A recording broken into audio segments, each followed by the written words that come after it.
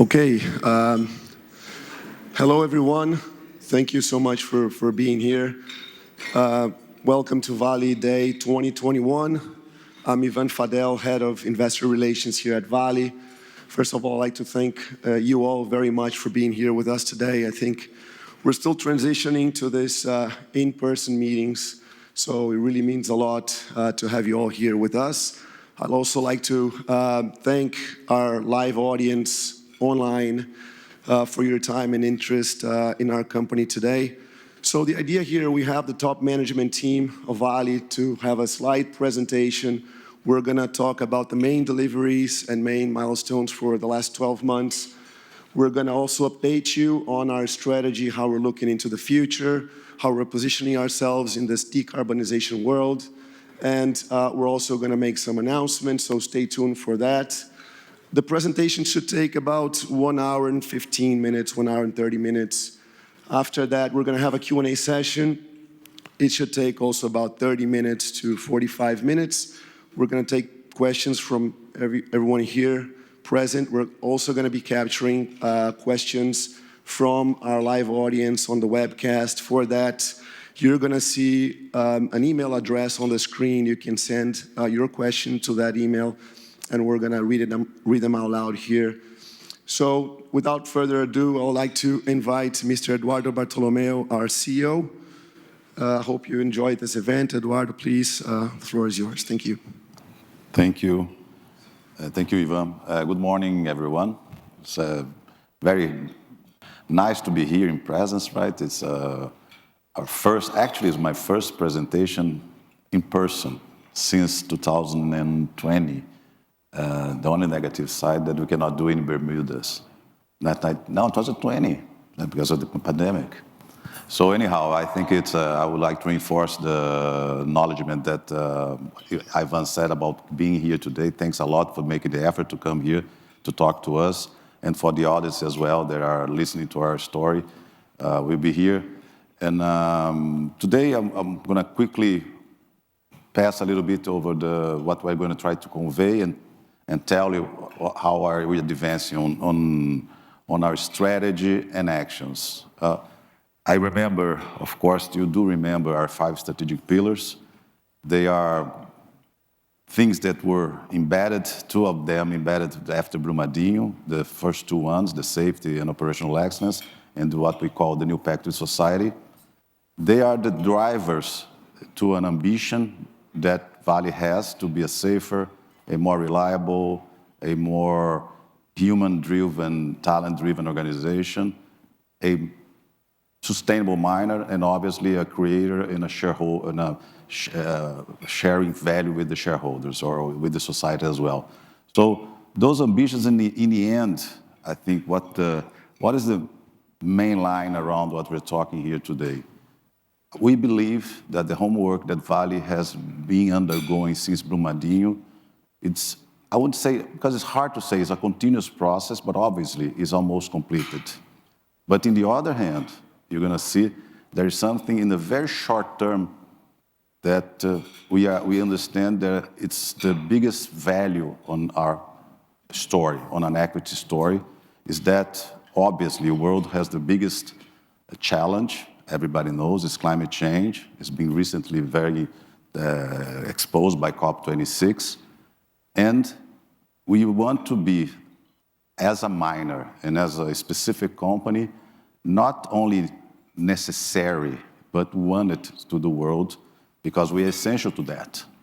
And specifically, when you look at Vale assets, you're gonna see that we are extremely well exposed to both iron ore and base metals. So the baseline is this. We're gonna talk a little bit around the homework.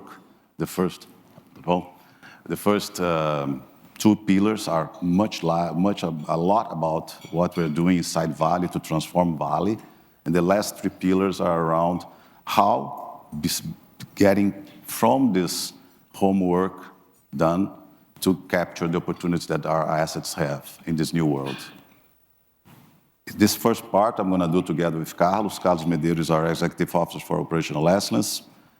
And of course, and this is obvious for us, we will never forget Brumadinho. Brumadinho as you know, has been the driving force in everything that we are undergoing inside Vale. All those behaviors that we need to change, all the things that we need to do is driven from a process of learning that was derived from this. It's a lot of listening, because you have to engage with communities that are affected. In this case, it's a tapestry. I always say it's tapestry.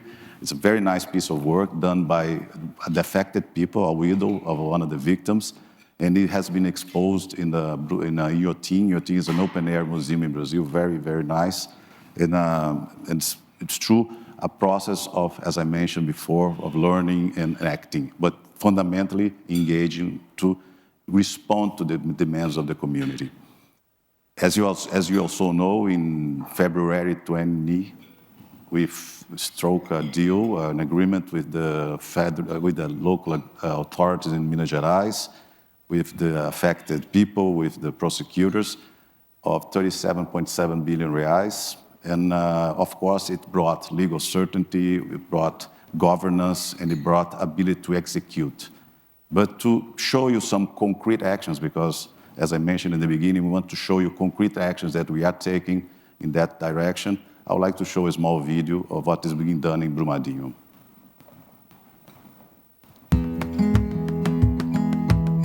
In February 2021, Vale, public authorities, and justice institutions established an agreement for integral reparation in Brumadinho. This agreement is under execution, underscoring our commitment to socio-economic and environmental reparations. The following is a highlight of our latest developments. We continue dedicated to expediting indemnity agreements. Almost 12,000 people are already covered by individual agreements. To secure water, we've completed a new 11-kilometer pipeline and a water collection system at the Parauapebas River, which continues under round-the-clock surveillance. In the urban infrastructure, we've delivered social impact facilities, such as daycare centers and family health units. We've expanded access to healthcare and prepared professionals with training. In addition, over 5,500 pieces of equipment were donated and 143 basic health units were assisted. In the social and economic aspect, we have supported projects to foster and diversify the local economy. Together with the Yara Tubinamba Institute, we've trained members of the local communities with professional courses in civil construction and gardening. The students were able to apply the knowledge and skills in more than 230 homes and gardens. We remain committed to repairing Brumadinho with transparency and speed. Everything we have learned since the B1 dam breach has helped us advance toward a better Vale. Well, as you can see, a lot of things has been done. 55% of the total payments that we're supposed to do, and Gustavo will come later on the disbursement profile of that, has been done, as I mentioned, with legal certainty, with execution, more important with governance. Because when you see the projects that we are listing here are things that you have to execute, you have to listen to society. And that, by the way, was, for us, maybe the biggest wake-up call to move, to transform our culture, is the active way of listening, understanding what are your areas of improvement. Of course, I won't go for the right side of the slide because that was mentioned in the video. But I would like to jump for an important thing that is undergoing inside Vale. It's that we need to transform our culture, but of course that culture is transformed by the people that are inside Vale. This people putting people at the center, as we mentioned before in Brumadinho, putting people at the center, as we do inside the company, is critical. And we chose a path. I'm going to share in a minute what are the key behaviors that we want to change. We actively engage our managers on that. 80% of our managers are actively activated on that. Of course, we have 99% critical roles of success are mapped. So human resources or people is a key element for that. But interestingly, we started to, because of this, and we said in one of those our Vale Day presentations, we need to double our gender diversity. We had 13%. Mining normally is a man's world. And of course, as everybody knows, a diverse, inclusive company performs much better than a non-diverse, inclusive company. And then, this is another very important point I want to make here. This is concrete. This is not something I'm talking about. Since 2019, we increased our workforce by 39%, female workforce. We added 4,500 women in our workforce, and we have 80% increase in senior leadership roles. Actually, Malu was supposed to be here. I even doubled my VPs. Now we have my human resource and my sustainability as a leadership in females. But there's a second diversity issue, more focused in Brazil, that I think is being brought to our attention and has a huge impact as well in diversity, is ethnicity. We just made a census in Brazil, specifically, around what is self-declaratory, of course. You ask people what color they are. We are 65% non-white in Brazil. What that means, and what that implies here when we have this goal that I'm going to mention next. We only have 29% of our leadership roles from supervisors as blacks. So there's an imbalance that's not acceptable. It demonstrates a structural a racism problem. So we have this goal as well to increase our leadership roles for 40% by 2026. And it is not enough to be pro-racist. So last week or week before, we just launched a manifesto of anti-racism because it's very, very important. We are in a country, as US, has the same issues, and we have to target very clearly, very openly. And as I mentioned before, will bring to us a much better, a much more inclusive, a much better performance company to achieve those ambitions that I mentioned before.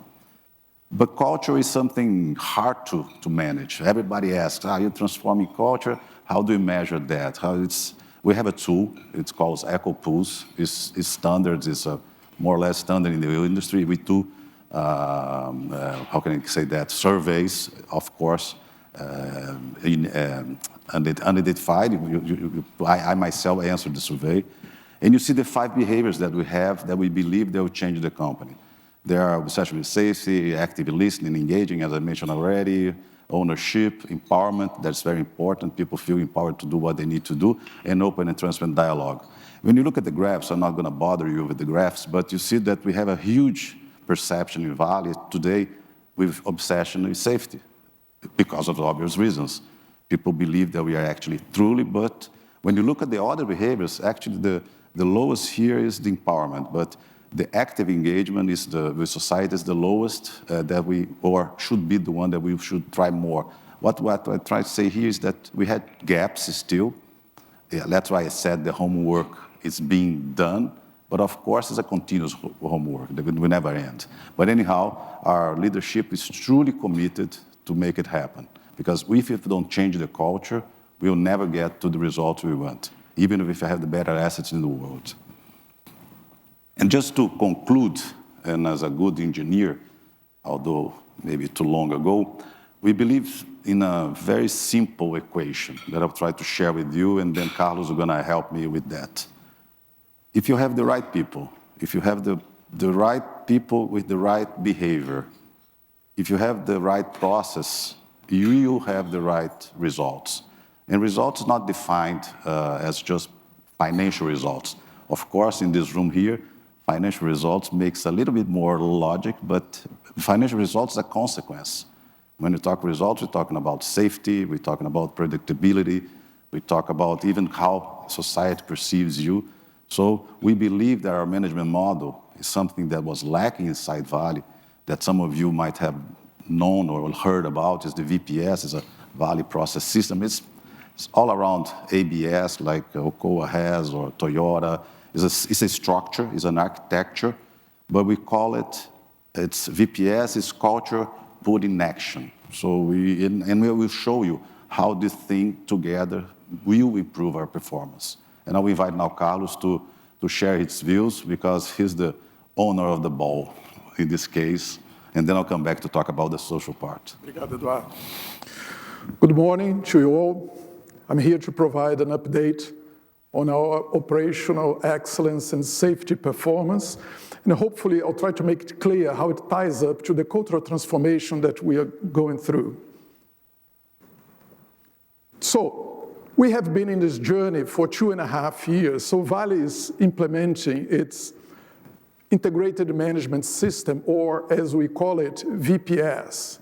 So this is a system based on operational excellence or lean manufacturing, like Eduardo described, a system that defines how we do things. And we truly believe that our people with the right processes and the right culture, they'll be capable to deliver consistent and positive results. The examples we brought here today, they corroborate our thinking. So as you look in this chart, as our VPS maturity index goes up, the safety as well as the maintenance performance improve. Consequently, the overall production performance also improves. So we picked here 3 examples, one of our mining complex, one of our railways, and one of our ports. And they describe pretty well how operational discipline can leverage performance. And this is very much what has been going on at Vale. We truly believe that the VPS, or our management system, is a reflection of our culture put into practice.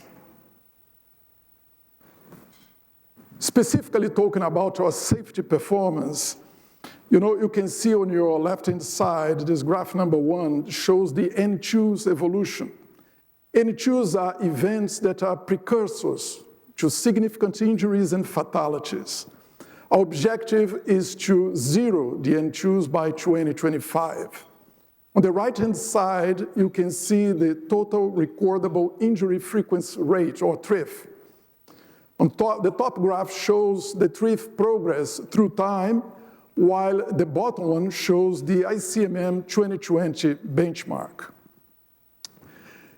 Here, the N2 is a leading indicator, while the TRIF is a lagging indicator, and we are making progress on both. We are also making good progress on occupational exposure, since we are reducing our workforce exposure to agents such as noise, heat, dust, and chemical hazardous materials. Vale also has a very thorough methodology for operational risk identification. This is called HIRA, Hazard Identification and Risk Assessment. The first HIRA cycle encompassing all Vale sites was concluded during 2021. The second cycle will start next year. During this process, risks are mapped, controls and mitigation plans are identified through a bow-tie diagram and then registered. On the right-hand side, you can see tangible examples of risks that have been either eliminated or minimized. And I'll highlight one in Canada at Port Colborne, where the chlorine gas was replaced by bleach, therefore eliminating the risk entirely. And another one at Mozambique, where the ammonium nitrate inventory was significantly reduced and also reorganized, then the risk was minimized. When we talk about dams, dams have always been a major point of concern. So far, Vale has decharacterized 7 dams, and one of them was announced today in the press, a dike at the Pontal Dam that was decharacterized. So there are 23 more to go. So decharacterizing an upstream dam is a very complex and slow process. This is why we had to review our decharacterization schedule, and now it shows completion by 2035. Now, it's important to reiterate that the intrinsic risks associated to an upstream dam will be significantly reduced before the decharacterization is completed. therefore minimizing the risk to our neighboring communities and to the environment. You will now watch a video showing our decharacterization program. Vale reaffirms its commitment to society and continues to make progress with the upstream dam elimination program, operating within the strictest monitoring and international management practices. Overall, 30 upstream structures, including dams, dikes, and drained stacks, will be decharacterized. So far, 7 structures have been eliminated since 2019. In 2021, we concluded the decharacterization works of the Ferranginho Dam at the Vargem Grande complex. We also completed the decharacterization of Dike 5 in the Pontão Dam, and we will conclude by the end of this year the reinforcement of Dike 4 for subsequent elimination. We have also finalized the downstream containment structures that reinforce the safety of all of Vale's dams at critical emergency level. In 2021, we completed the containment structure that supports the Forquias 1, 2, 3, 4 and Grupo dams of the Fábrica mine. We have begun the tailings removal from the Sul Superior and B3, B4 dams, an essential step towards their elimination. To increase safety throughout these works and reduce human exposure to risks, we've utilized unmanned, remote-controlled equipment. We've enhanced our dam safety management up to the best international standards with revised governance and multiple layers of defense and risk management. These actions support our commitment to people, communities, and the environment. To learn more, visit vale.com/ESG.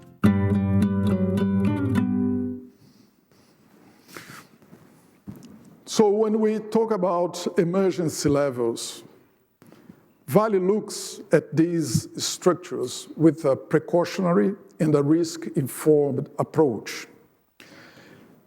We have a very strong governance in place that allows us to treat any discrepancies in a conservative and qualified way. Currently, there are 31 structures at different emergency levels. And as you can see, by 2025, there is a significant improvement given all the work that's going on. Now, in order to ensure that everybody's understanding is on the same page, I'm going to walk you through the difference between emergency levels 1, 2, and 3. So at emergency level 1, it means that we are talking about anomalies that require information, attention, or simply monitoring. At emergency level 2, we refer to anomalies that require treatment, but these treatments have not been concluded yet. At emergency level 3, there is a higher liquefaction risks. However, for all these structures, they have these backup dams, as you saw in the video, that allow us to carry on with the decharacterization work. So the main point here is that by 2025, we will not have any structure at emergency level 3, which means the most critical safety condition. So as you are well aware, the ICMM, jointly with the PRI and the UNEP, they have jointly launched the Global Industry Standard for Tailings Management, or GISTM, as we refer to it. So there is an industry's commitment that by August 2023, all the structures with extreme or very high potential consequences will be compliant to these standards, and the remaining ones by August 2025. Since Vale has been working on its tailings management system for a while, we have recently run a self-assessment that indicated that we are 60% compliant with the GISTM. In February next year, we'll carry out an external assessment that will help us identify the gaps that we will still have. So the plan is that by the end of next year, we'll be at least 90% compliant to the GSTM. So this makes us feel confident that Vale will be able to comply with the industry's deadline. So as you could note through all these slides, there have been important progress on operational excellence through our VPS. Our safety performance is improving. We have a very strong methodology for identifying the operational risks, and our decharacterization program is moving forward according to plan. Therefore, we can say that Vale is gradually becoming a safer and more reliable company. Thank you. I'll hand over back to Eduardo. Thank you, Carlos. Okay, let's move to the second chapter of our soft issues, but I think they're not that soft. Myself and Luciano will do that together. Is the new pact with society that, as I mentioned before, was done when I arrived. What does that mean? We want to impact society beyond paying taxes, beyond social projects, and we have been doing that. So quickly run over those achievements because Luciano is going to come back on the environmental side. We were one of the first miners that came with a very strict and strong, we changed our 2030 agenda on scope 1 and 2. We gave facts and concrete actions around that. We announced a huge amount, not a huge, but a high amount of investments that are done, positively impacting our business as well, because we see, by the way, is in the storyline how we see climate change. We see it as an opportunity, not a threat. But in the end, we are moving towards more reporting, more transparency. We just launched the TFCD and ISO 14001 certification. On social side, that's where we want to explore our time a little bit more today because we have some announcements to do on that. We have already 300 community plans under execution. This year, we launched a very important, we standardized our human rights due diligence program. And we, as mentioned already, increased a lot our female contribution. And I'm going to come back to the social ambition. I think that's very important if we want to be desired, not needed by society. And then governance, you already know that in April 2021, from the finishing of our shareholders agreement, we turned into a true corporation with an independent board, with the majority of our board independent, our chairman also elected by the General Assembly as an independent member. We had the nomination committee, the chief compliance officer, the audit committee, a lot of changes that were done inside the governance. And finally, our ESG gaps, the math, 64, 51. Anyhow, we closed a lot of the gaps that we mapped, still missing 12. One, I think, is going to be ended this year, and it's going to be leaving 11. Gustavo's going to mention about that. And by the way, we were the first ones to link all these elements of ESG to compensation. First miner to link that. We did that, I think, in Vale 2019, Vale Day 2019. But we want to talk about social, because I think on the environmental, social, and governance, there is still a gap to be covered. By the way, Malu is our Vice President for Sustainability. She was supposed to be here, but she was unable to come. But anyhow, let me just recap, because the social agenda didn't start today with Vale, but let's just recap what we have been doing so far, and I'll explain a little bit later what our ambition is. Can I show the video, please? In 2021, Vale has strengthened its new pact with society. Together, we have intensified our social agenda to contribute to the development of resilient communities committed to sustainable mining. In a year still marked by the pandemic, Vale's actions to tackle COVID-19 continue.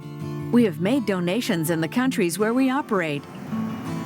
In attention to the increasing number of people in a situation of severe food insecurity due to the pandemic, Vale has promoted a campaign to tackle hunger through partnerships.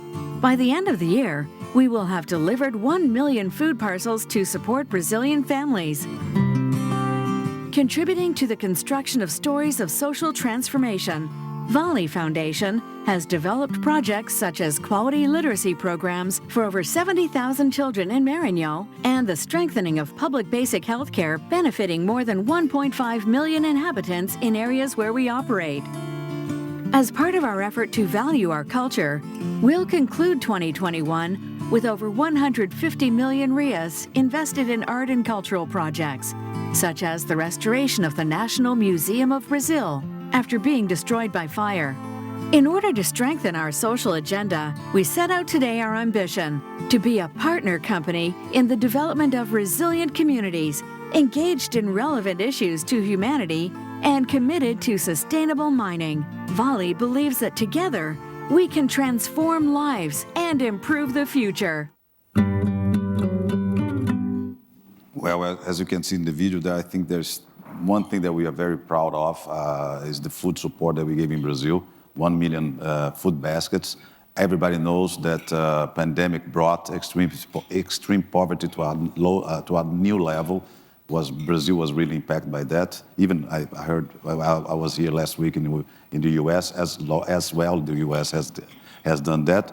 And another issue that I forgot to mention that we are very proud of, we have 80% of our working force already vaccinated, double vaccinated. So that's extremely important. We say vaccination, yes, in Brazil, although a lot of problems we have, this is the problem that we don't have. So that's a good thing, and we're doing very well, although a little bit delayed. We went through the pandemic, and we're in a good shape. Of course, always with the guards up because of the obvious reasons that we are seeing today. But what you saw in the video, how we redefine our social ambition. First of all, we want to be this partner company in the development of resilient communities. Well, and I just want to give a step back here. How we did that. I mentioned Malu. Malu was hired. We didn't come up with something that we said, oh, it's nice, looks nice, and that's what people think is nice. No, we went and talked to everyone, talked to NGOs, talked to ourselves, talked to our leaders, talked to institutions, to shareholders as well, and we understood that those are fundamental issues that we have to tackle. First of all, we have to help the resilience of the communities. What does that mean? They have to be autonomous. We don't choose to go to a place. Mining is a given. Mine is not an option. You have to create value there when you're there, and when you live there, because you're going to live one day. Second, because of the size of our company, because of the spend that we have, we operate in over 30 countries, we have to be engaged with relevant issues to humanity. I'm going to come to them in a minute. And of course, we have to be committed to sustainable mining. So the first thing, what's resilient communities? It's income generation, it's health, and it's education. You don't take people out of poverty if you don't do these three things. Second, global causes. Human rights, we chose to start. There are several other dimensions in human rights, but of course, indigenous relationship is important to us, not only because of Brazil, but Canada. We work on the Arctic with the Inuits. So the relationship with indigenous people is key, and we can help that a lot. And of course, as a global cause, Amazon forest, we are there present, mining there for more than 40 years, by being a reference, and I think we can extend that. And being a sustainable miner, we have to be a good neighbor. We have to do no harm. We have to be sure that we are affecting positively the communities that we are in, and of course, creating social value, as I mentioned before. But as we did in 2019, when we came with the goals for the environmental side, we came with those three goals, and we'd like to share with you because they are bold, and they'll take the commitment of our leadership, and as a shareholder, you should be acquainted with. First of all, we want to lift 500,000 people out of extreme poverty. Just to have an understanding, in our areas of influence, we have 1.9 million people. The reference for extreme poverty is 1.90 something cents of dollar per day per capita in a unit of a family unit. So it's not acceptable to have that. We're going to have a plan to do. It's until 2030. But of course, and I mentioned in the beginning, but I want to reinforce that. It's not Vale that's going to do. It's Vale with the community, it's Vale with society, it's Vale with other companies, it's Vale using its power with suppliers, it's Vale bringing to the local communities growth. Indigenous people, we want to develop right plans or development plans with them under, I won't even try to say what's UNDRIPR, as the United Nations Guidelines for Indigenous People. So there we have 13 communities, 13 indigenous communities that are around our operations, and we are developing a plan with them to demonstrate their rights and to ask them what they really need and want. In Canada, it's obviously different than from Brazil, but we have to create and to reinforce their well-being. And lastly, is a goal that is a end and beginning goal. In the social side, when we are mapped by Sustainalytics, MSSI, and Dow Jones, we want to be in the top 3 when you look at the social elements of that.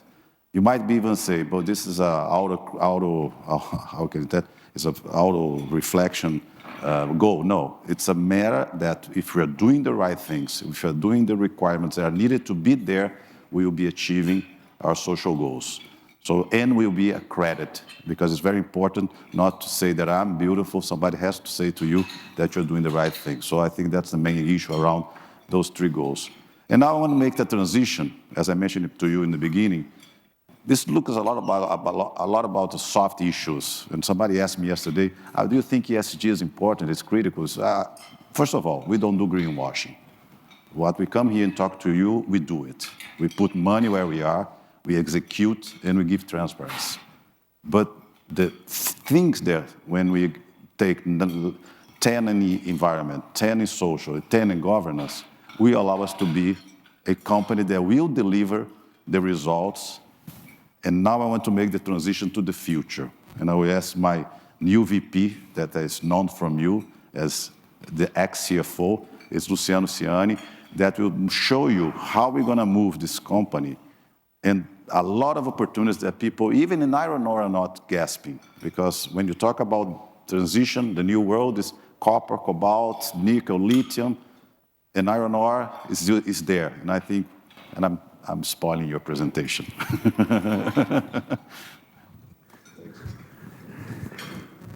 So these social goals are a nice last brick in the ESG construct of Vale. And I will remind you of the first announcements of targets that we made 2 years ago in this same room of the environmental goals as a starting point. So you see those 6 goals on the left-hand side. You may say, well, scope 1 and 2 emissions, net zero, reduce scope 3. Now this is the standard in the industry. Everyone talks about it. On the right-hand side of the goals, we have some that play to our strengths. Renewable electricity, forests, for example, and you have a nice progress in the case of forest protection. About 120,000 hectares of forest, like we signed agreements in order to protect beyond the 1 million hectares that we already do.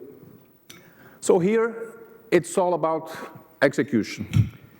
And focusing on scopes 1 and 2, this is just a reminder of what the profile of emissions in the middle, in the donut in the middle shows you, which no different from other mining companies. Most of our emissions come from the furnaces that we have, the pelletizing and metallurgy furnaces. And you see the rest of the profile. So we're very focused on this. The question here, as this has become a baseline for the industry, everyone has to achieve that, is how credible it is that we are going to achieve our targets in 2030 and then in 2050. The message for you is, we have an abatement curve for scopes 1 and 2.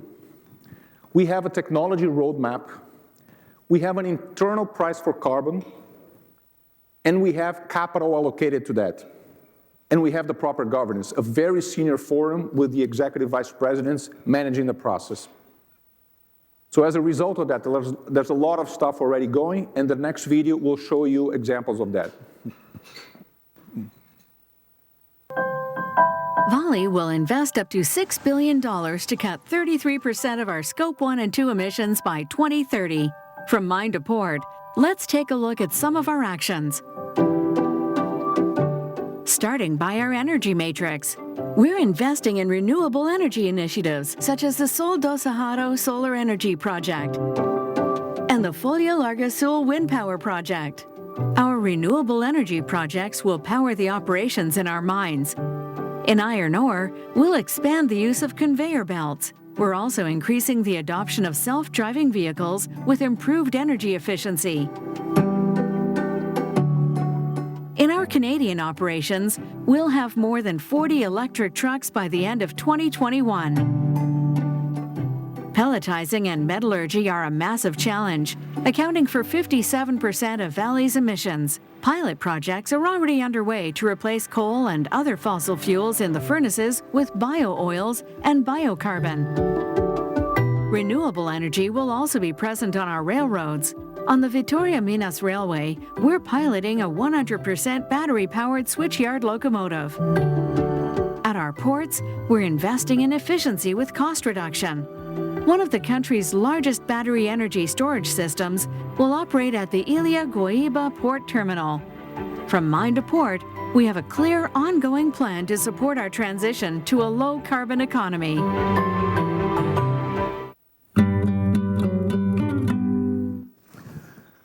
So scope 1 and 2, it's all about execution and being credible in delivering the targets.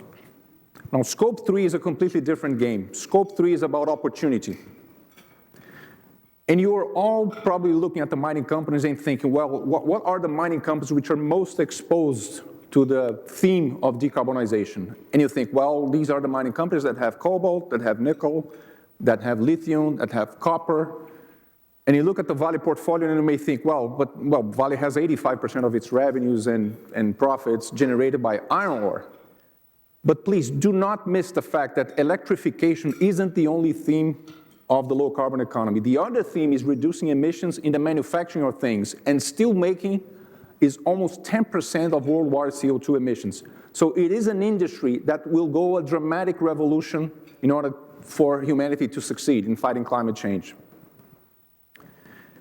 And we're going to show you that we are the best position to create new markets, new opportunities, and to create value by playing into the decarbonization of the steel industry.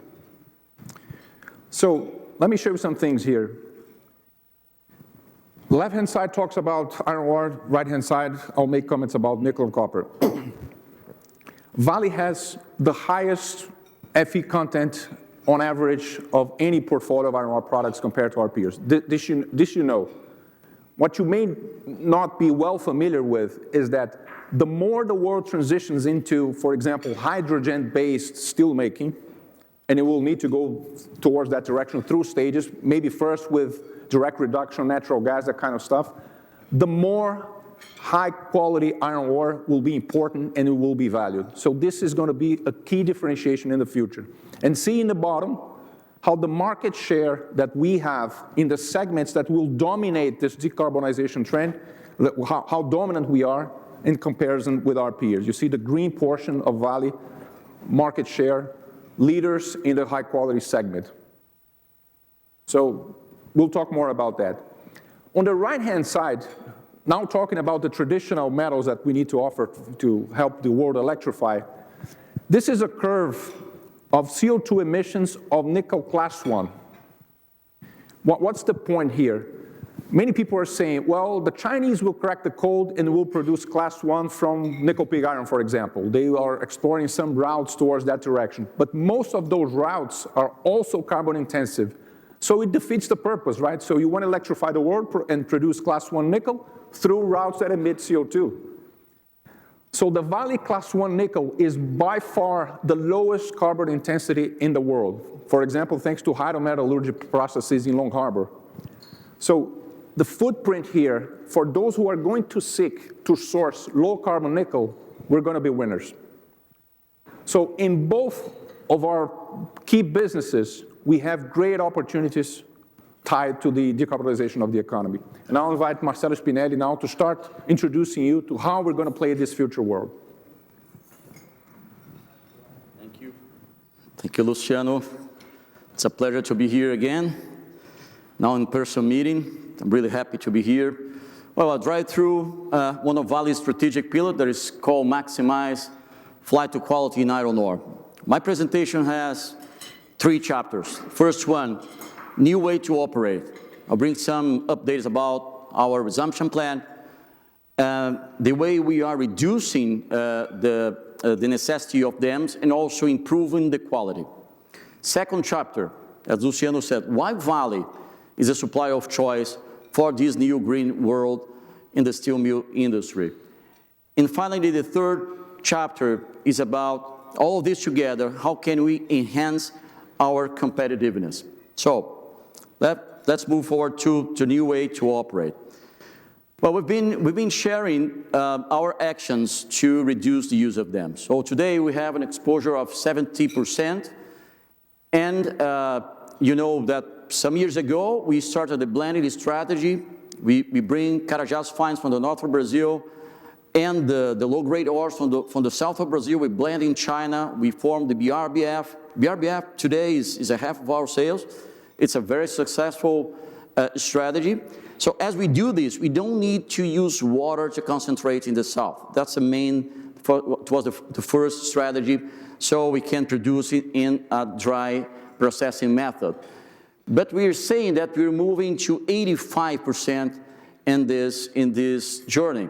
So how are we going to do this? 5 actions. First one, improve the capacity in the north. We need to go to 240 million tons of capacity. We have the roadmap. In the north specific, we have one plant that you use water. That's the plant 1 in North Range, and we need to convert to a dry process. We're going to do this in a few months. Second action, the main volumes that we're coming, the brown and green fields that are coming in the south are coming in the dry processing method. So as an example, we have Capanema. Third action, filtration. You're going to see some more updates about this. We are extracting the water. After using the water to concentrate, we're extracting the water to dry stack the tailings, and we don't need also the dams. Fourth action, dry concentration. It's a new technology. It's going really well. We have under construction. I'll give some more colors about that. And finally, we have here, it's a new thing here, it's co-products. Again, it's a very nice initiative that we also have. You're going to hear about this a lot in the few months, and I'll give more details. Moving to the filtration. I want to check the box here. We've been promising this for some months. Now we are delivering. I want to show a video now that you can see the progress.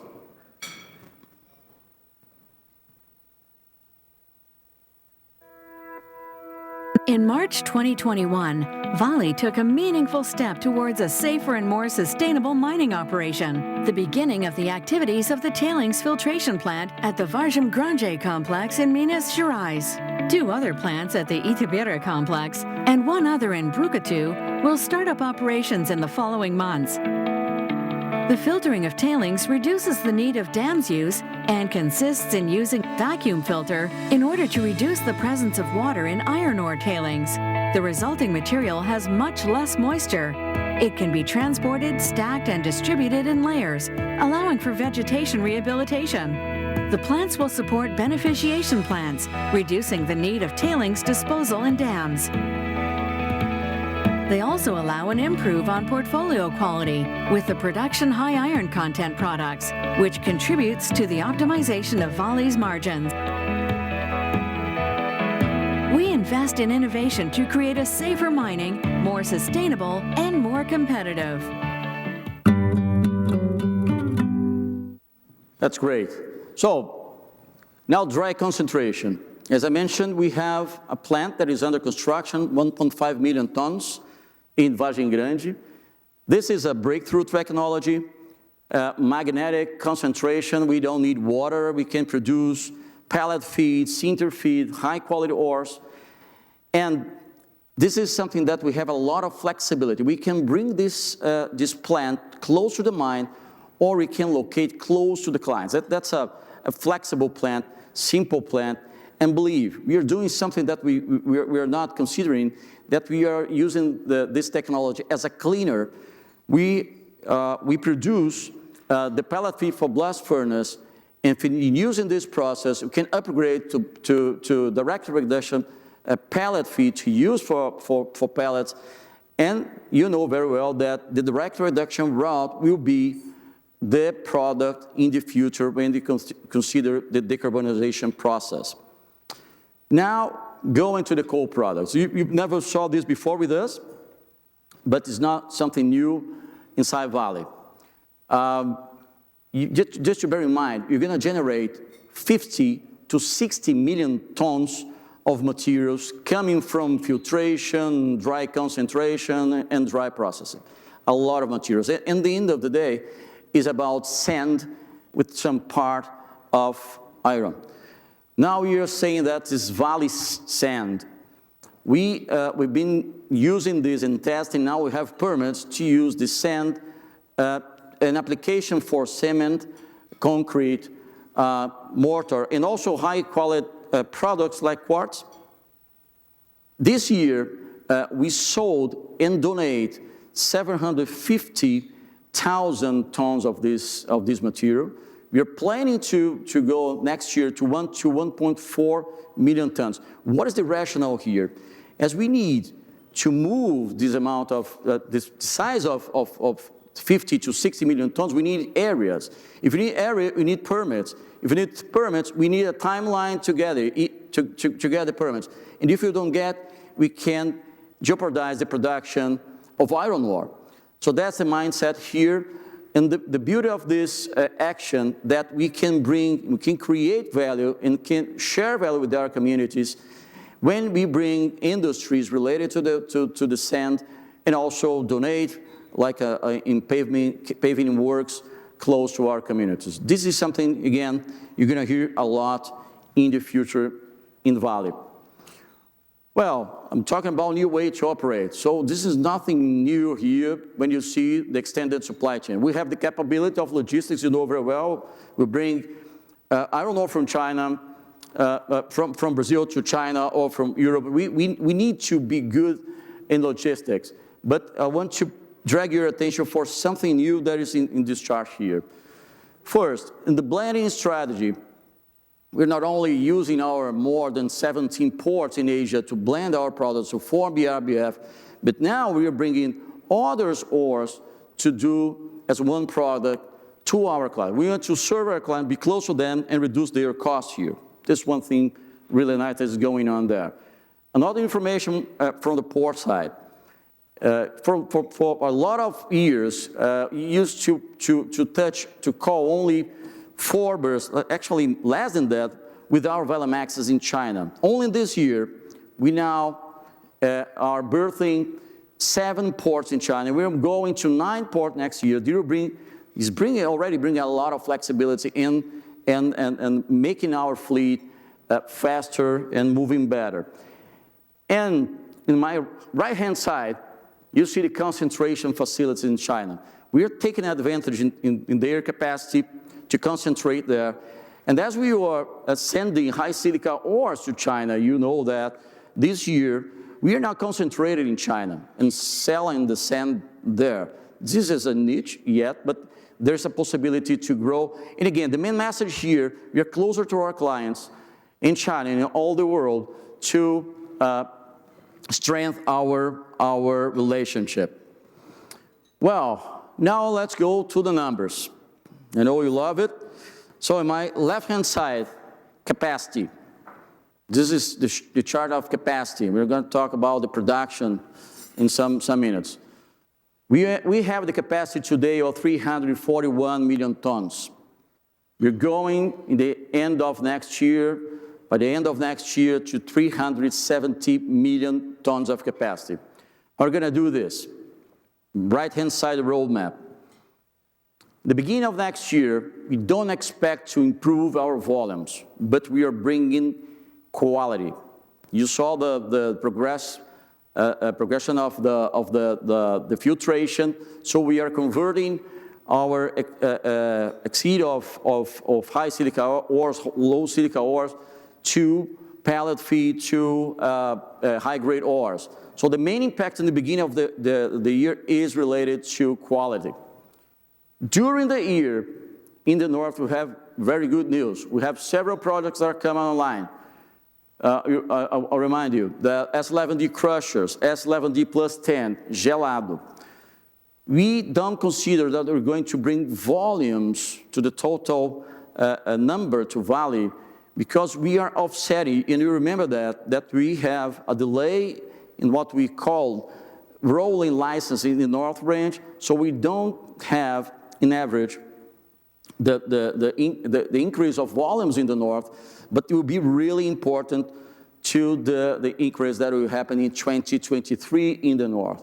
But it's an important roadmap in the North. By the end of the year, yes, we are going to bring capacity with Brucutu Dam, Torto Dam in Brucutu, and also the raising of Itabiruçu in Itabira. So that's a roadmap. Now moving to the numbers of production. First information here, we are narrowing the guidance for this year. We are in the guidance, and we are just putting a lower, the up range, now 320. For next year, our production guidance is 320 to 335. And two messages here. You know very well about this. Value over volume is our mantra, yes. And this number of production is what we believe what the market will need in terms of volume, but in terms of quality that we can deliver. That's our vision. And I want to drag your attention again for one more information that is in this chart. Higher Fe content. Take a look on what is going on in 2021. We're improving the quality and average to 63.5 in iron content. It represents today in around 350 million tons, $350 million in margins, only considering the impact of the quality. I'm not talking about the premiums here. So that are the numbers for this year and next year. Moving to the second chapter of our presentation, why Vale is ready now for the future for this greener world.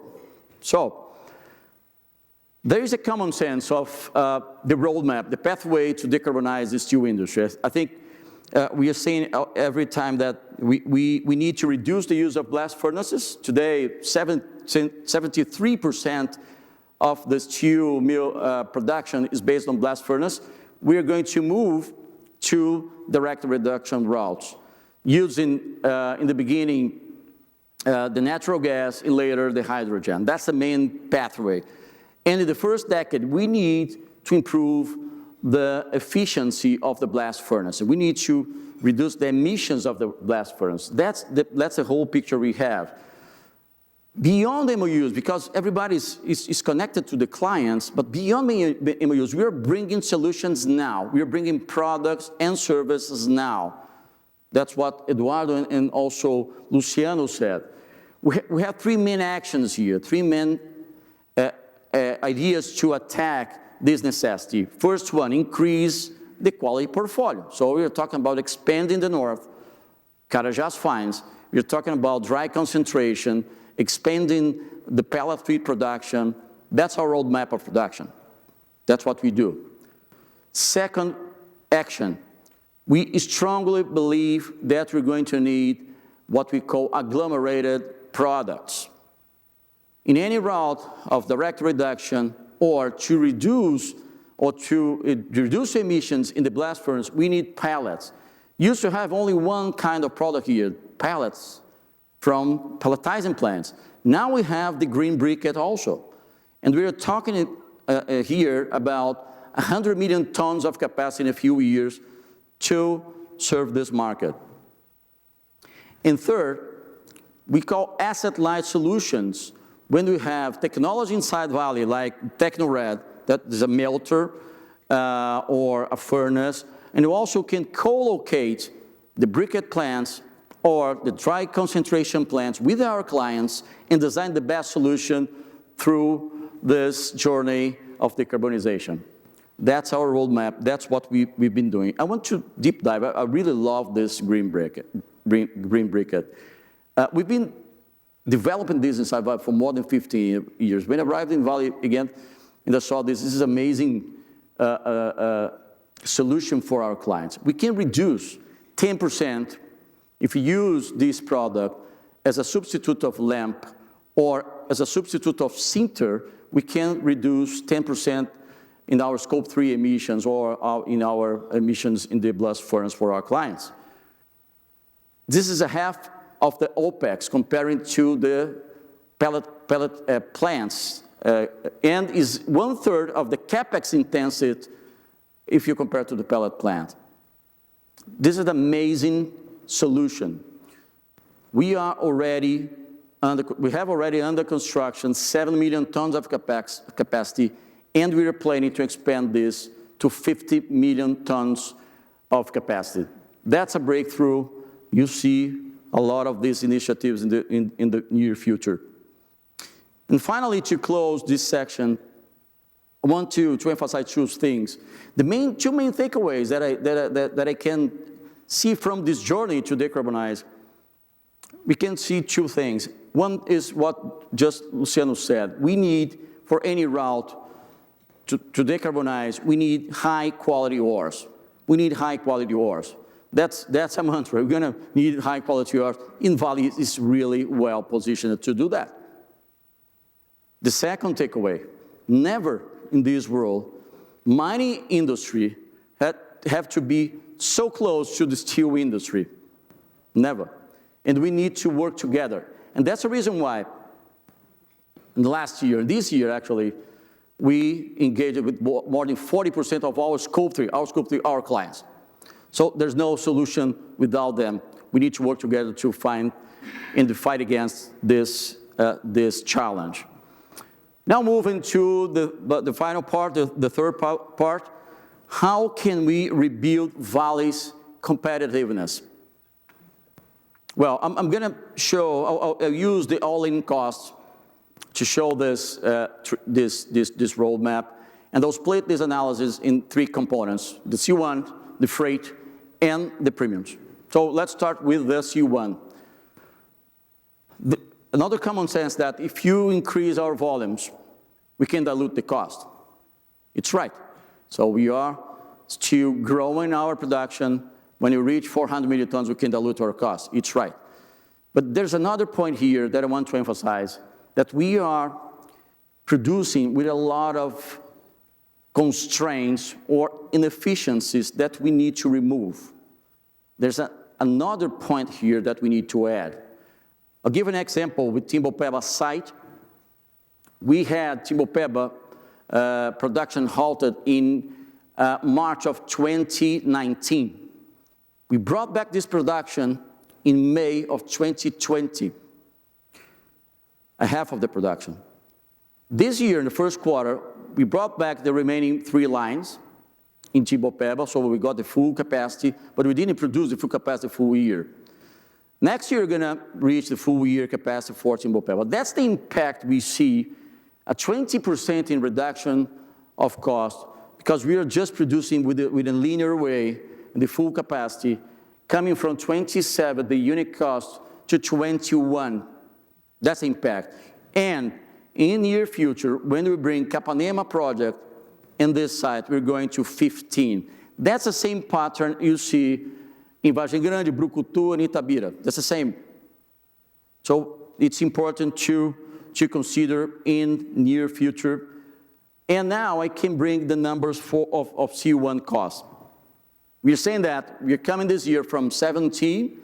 I'm not considering here the impact of third parties purchase. We're going to reduce 0.7 coming from dilution or increase of volume. The cost efficiency that I just mentioned represents another $1. And I want to say something here. Despite we have a linear production in the future when we restore our capacity, we are committed to bring also an optimization in cost. Gustavo will show more colors about that, but we have part of this number related to the cost optimization that we already started.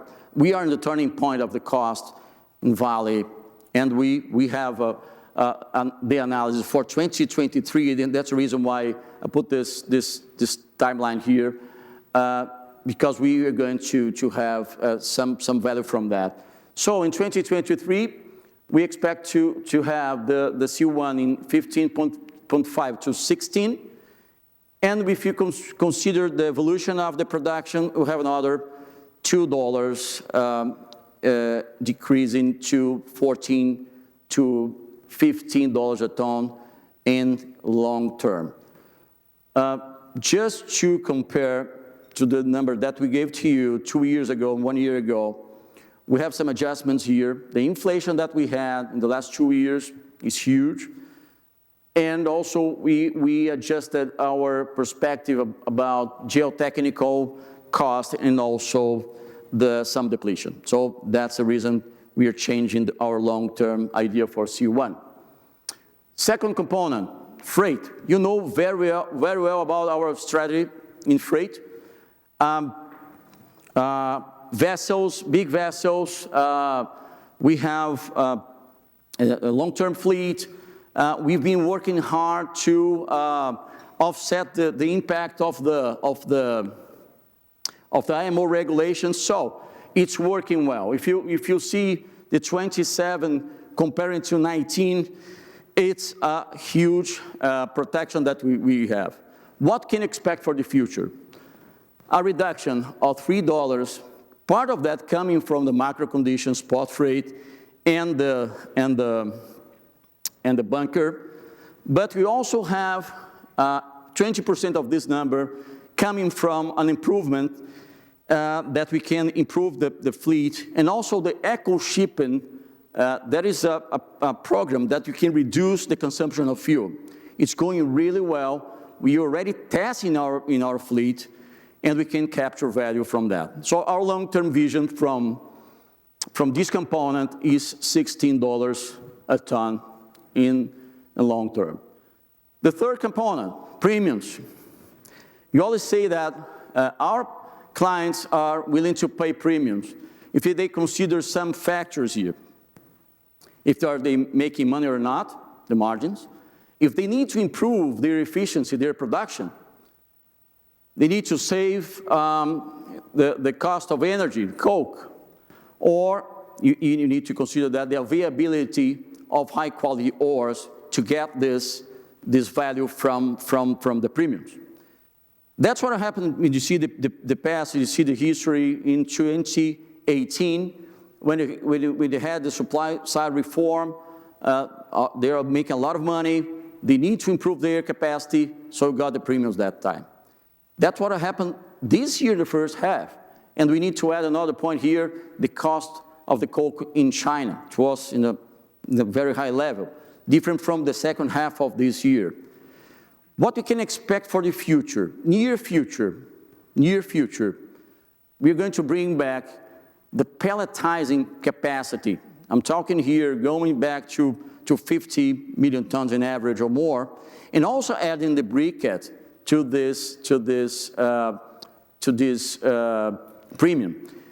And the increase of Carajás production will bring another component for the premium in the short term. In the long term, we may consider that the cost of carbon, and as Luciano said, all the journey we see, our products will have premiums because of the capacity to get more, to give more efficiency to reduce the CO2 emissions in our clients. So, to summarize this, we expect to reduce $10 in our all-in costs, coming from 45 to 35% when we reach 400 million tons. We have a step in the middle, that's in the middle, for $40 per ton in 2023. That's in the middle. If you believe that the price of iron ore will decrease, we have an extra reduction here coming from the royalties. and the impact of the third-party purchase. And an extra reduction can come from the premiums in this new green world.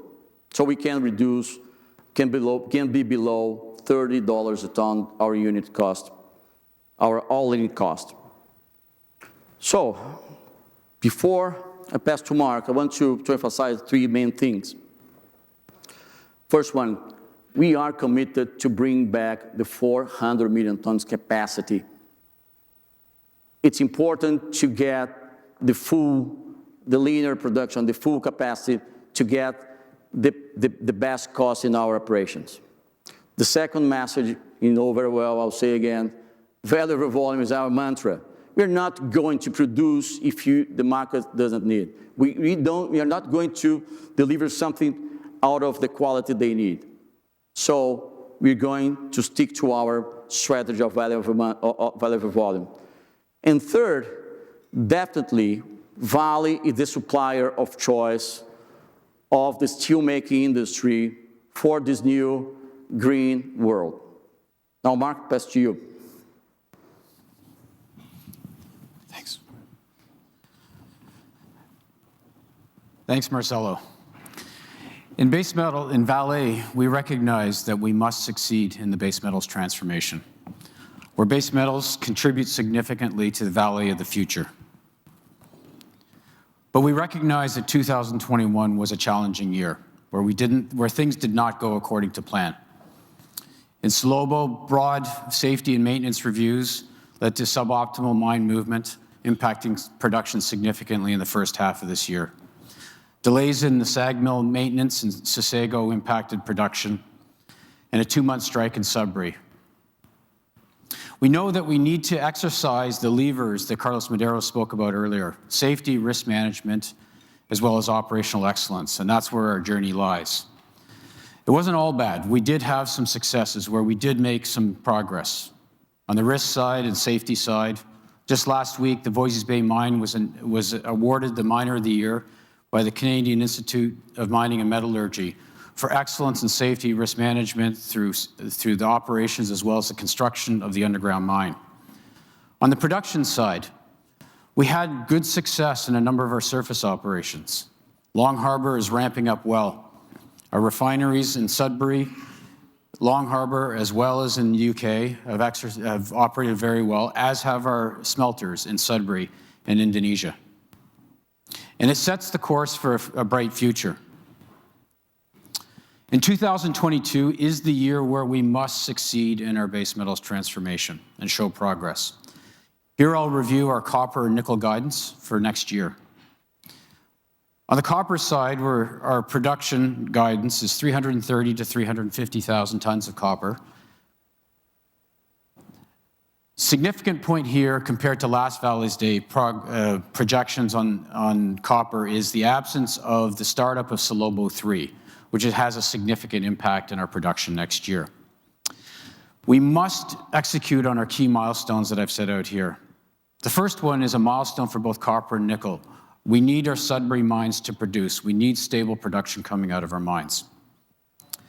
We need to improve that mine movement and production in Salobo, and we are making good progress. We're hitting the right rates for next year as we speak in Salobo mine. And we must execute well our SAG mill maintenance in Sossego. On the nickel side, our production guidance is 175,000 to 190,000 tons, primarily impacted next year by the rebuild of one of our 4 furnaces in PT Valley. As I mentioned, key milestone is the Sudbury mine production and the ramp-up of 2 critical replacement capacity projects, the Voisey's Bay underground mine, as well as the Copper Cliff mine expansion in Sudbury. And we need to make sure Onça Puma produces stably next year. I want to talk to you about what we see as a very bright future for our copper portfolio. In this picture here, this is the picture of the old Igarapé Bahia gold mine in Carajás region, which is the future site of our copper project, our Alemão copper project. Let me tell you a little bit more about our copper portfolio in Carajás and the bright future that we see. We see Carajás as a Tier 1 copper mining complex. It is now, and it will be growing in the future. I just want to orient you a little bit to highlight the proximity of a number of our copper iron ore operations in the Carajás region, leveraging off of synergies in the area. I'll point out the two red dots.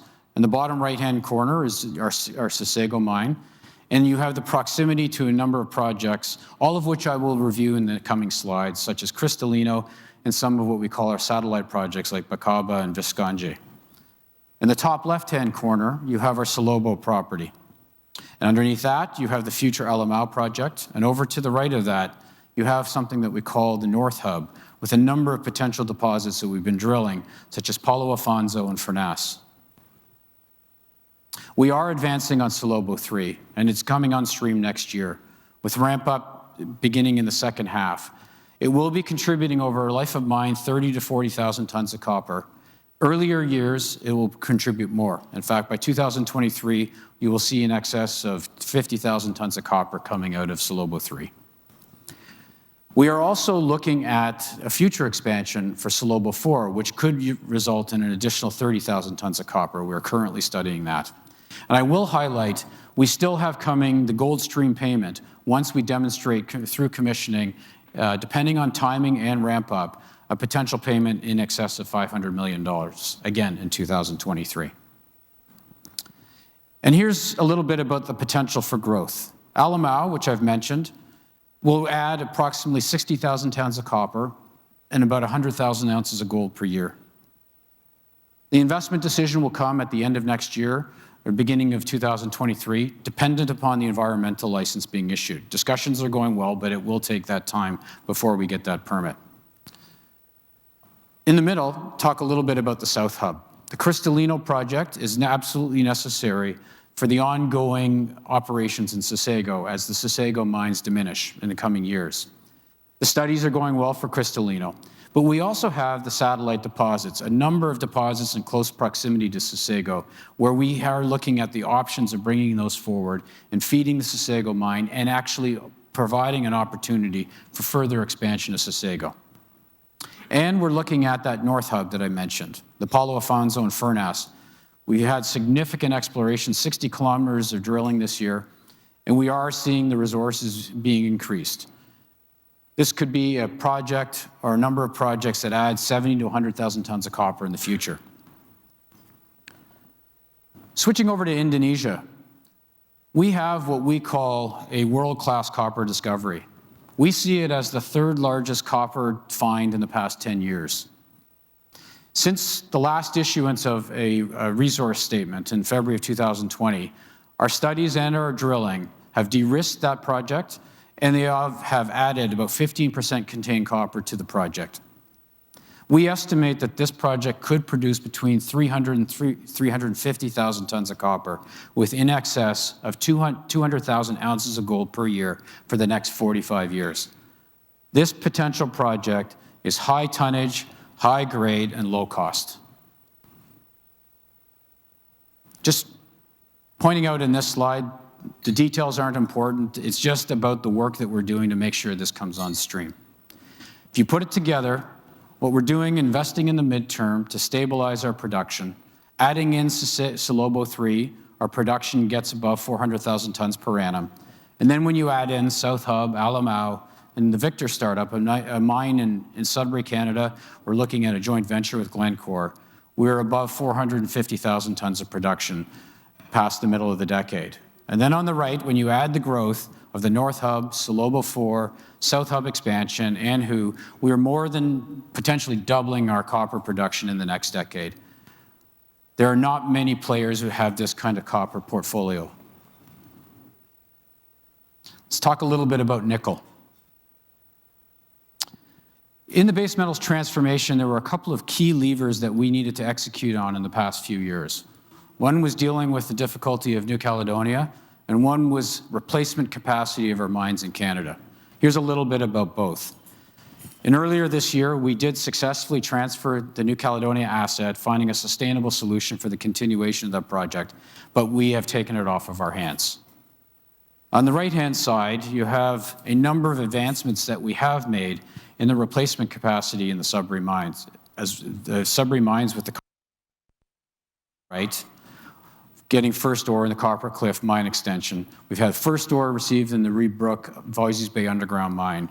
And significantly, we approved an investment of $120 million to expand the Thompson mine by 10 years, also adding potential production increase of about 30% by 2023 and 2024. And our portfolio makes us very well positioned to pivot towards the EV, the growth of the EV supply chain in North America as well as Europe. Our mines are producing the nickel that the industry wants. Our Class 1 nickel, as Luciano was saying, is low carbon, strong ESG credentials. We're currently selling about 5% of our Class 1 nickel to the EV supply chain. We anticipate that growing to 30 to 40% in the coming years. Listed a couple of other opportunities here that are in our hands as well. The critical minerals that are going into the EV batteries will lead to an issue that we need to deal with as an industry, providing a solution to the OEMs to recycle that material and bring it back into the supply chain, creating that circular economy. We have tested and can recycle what we call the black mass in our current flow sheet to recover nickel and cobalt. And finally, we are looking at a nickel sulfate plant investment with a decision at the end of next year, and we're having very good discussions with the Canadian government as well as the province of Quebec.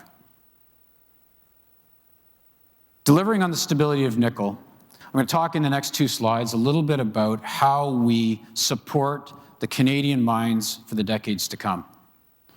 In this slide, we're talking about what we're doing in the mines today. As I mentioned, we're ramping up the Voisey's Bay underground mine. Next year, we'll bring on Eastern Deeps, which is the second of 2 mines in Voisey's Bay, replacing the capacity of the open pit.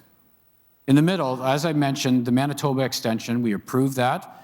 We're going to see advances in 2023, but we're also studying and doing significant drilling in what we call Phase 2, which could extend the Thompson mine for decades to come. We're also studying in Sudbury. The Copper Cliff mine has extensions 3 and 4 that the studies, we've just completed pre-feasibility studies, and we're looking to make decisions in the coming years. There are other studies that we're also doing, such as the Creighton Deep and other things in surface deposits, where we will be advancing the engineering and bringing them soon for decisions in the coming years. And also, Onça Puma. We're going to be looking at the investment decision on the second furnace in Onça Puma early next year.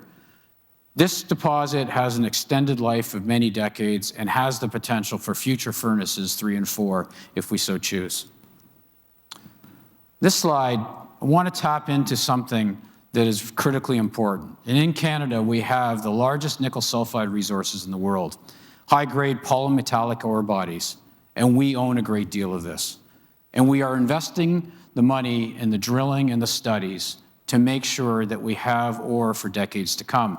We have a very extensive drilling program, 300 kilometers per year of drilling in and around our current mines in Sudbury, in Voisey's Bay, and Thompson.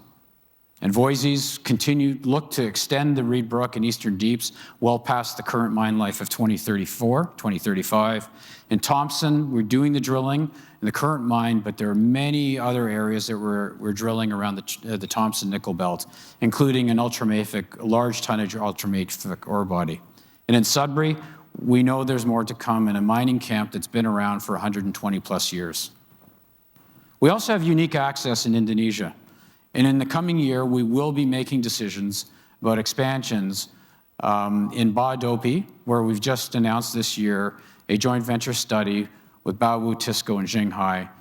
And then we also have the investment decision on the Palmula HPAL project. These 2 projects together can add 110,000 tons of production in the coming years. We will only be doing these with partners.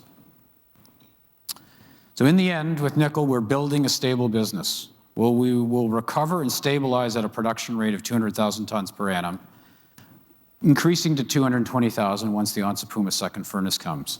But more importantly, as we go through the base metals transformation, we become a stable operator, we reduce our unit costs, we have optionality for growth in the future. So in summary, In transforming the base metals business, we're creating a solid base for the future, well-positioned to participate in the build-out of the EV supply chain in North America and Europe. We have a Tier 1 mining complex for copper in the Carajás region of Brazil, and we have unique access to optionality and growth in Indonesia. And with that, I'll pass it over to Gustavo Pimenta, who's going to talk to us about capital allocation and a future vision for Vale. Thanks, Mark. Good morning, everyone. This is my first Vale Day, so I'm very excited to be here and look forward to work with you all. So I'd like to start with this first page that you are all very familiar with. I think Eduardo highlighted some of these elements over the last couple of years. Those are the three themes of our value creation, of our equity story. And the themes are de-risking, which we talked about today, reshaping and re-rating.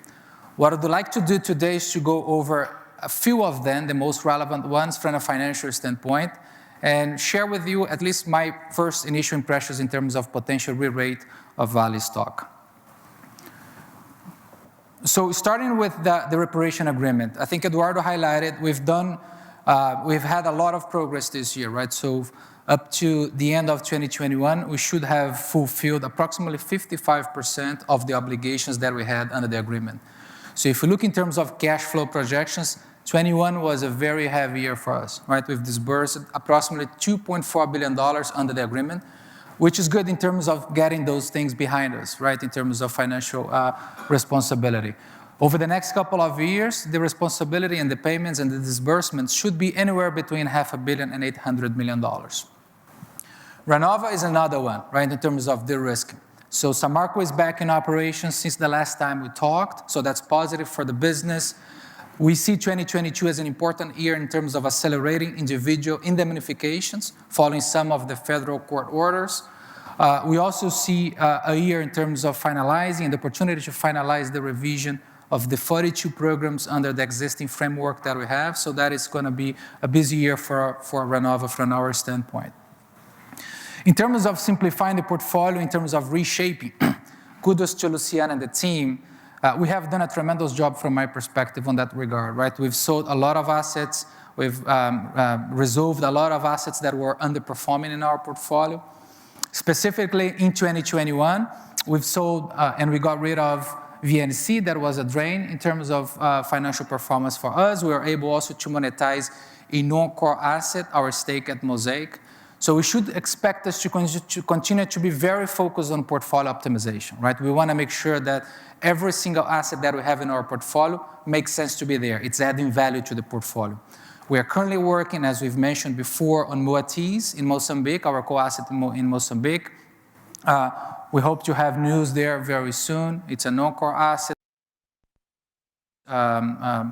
Put that as part of our sales process, and we are moving forward as expected. The same with CSI. So you should expect us to continue to trim down the portfolio and be focused on what we are good at. What is one of the benefits of this simplification of the portfolio? Here is a list of assets that were classified under this category of underperforming assets over the last couple of years, right? So as we sell, then you see the going forwards in terms of cash drain gets to zero, right? And we were spending anywhere between $500 million and $2 billion in those assets over the last couple of years. So it's a very significant relief in terms of cash pressure that we have. In the case of Moatize, even if we don't sell, we're not expecting to have any cash need in that business because we've ramped up the production and we are already in positive EBITDA territory. But in any way, I think it's a very positive, when you compare Vale 2 years ago versus today, those were very important improvements in terms of the cash story of Vale. This is new. So we are announcing today, I think this is a very important priority that we are putting together. Spinelli highlighted some of the things that he's doing there. So we are announcing today an initiative and a program that was discussed and approved with our board to reduce the overall cost of Vale total at $1 billion. That is on top of or over our total fixed cost plus sustaining. We are about 14 billion there. We want to reduce this by $1 billion. And where we are focused on, we have three main levers here. We have productivity gains. So Spinelli highlighted removal of inefficiencies as we ramp up and recover production, better planning as we implement VPS, improve things like tool time. There is incorporation of digital solutions that we can reduce OpEx. We appreciate the need to get leaner, so there is a second large initiative here associated with organizational redesign. We will pursue that. And sourcing with third-party services, right? So we buy more than $10 billion a year. So we see an opportunity here to review a scope, review a specification, control internal demand. So all of that should be bringing us about $1 billion of savings. The good thing is we are already expecting to have benefits in 2022. So our expectations for 2022 to have flat cost compared to 2021, right? Even with all the inflation pressure that all the sectors are suffering. So we'll be able to absorb that as we implement those programs. My idea is that we bring this in more detail in our FAB call, and we monitor this quarterly with each one of you guys. So you guys will see the evolution of this program as we go along.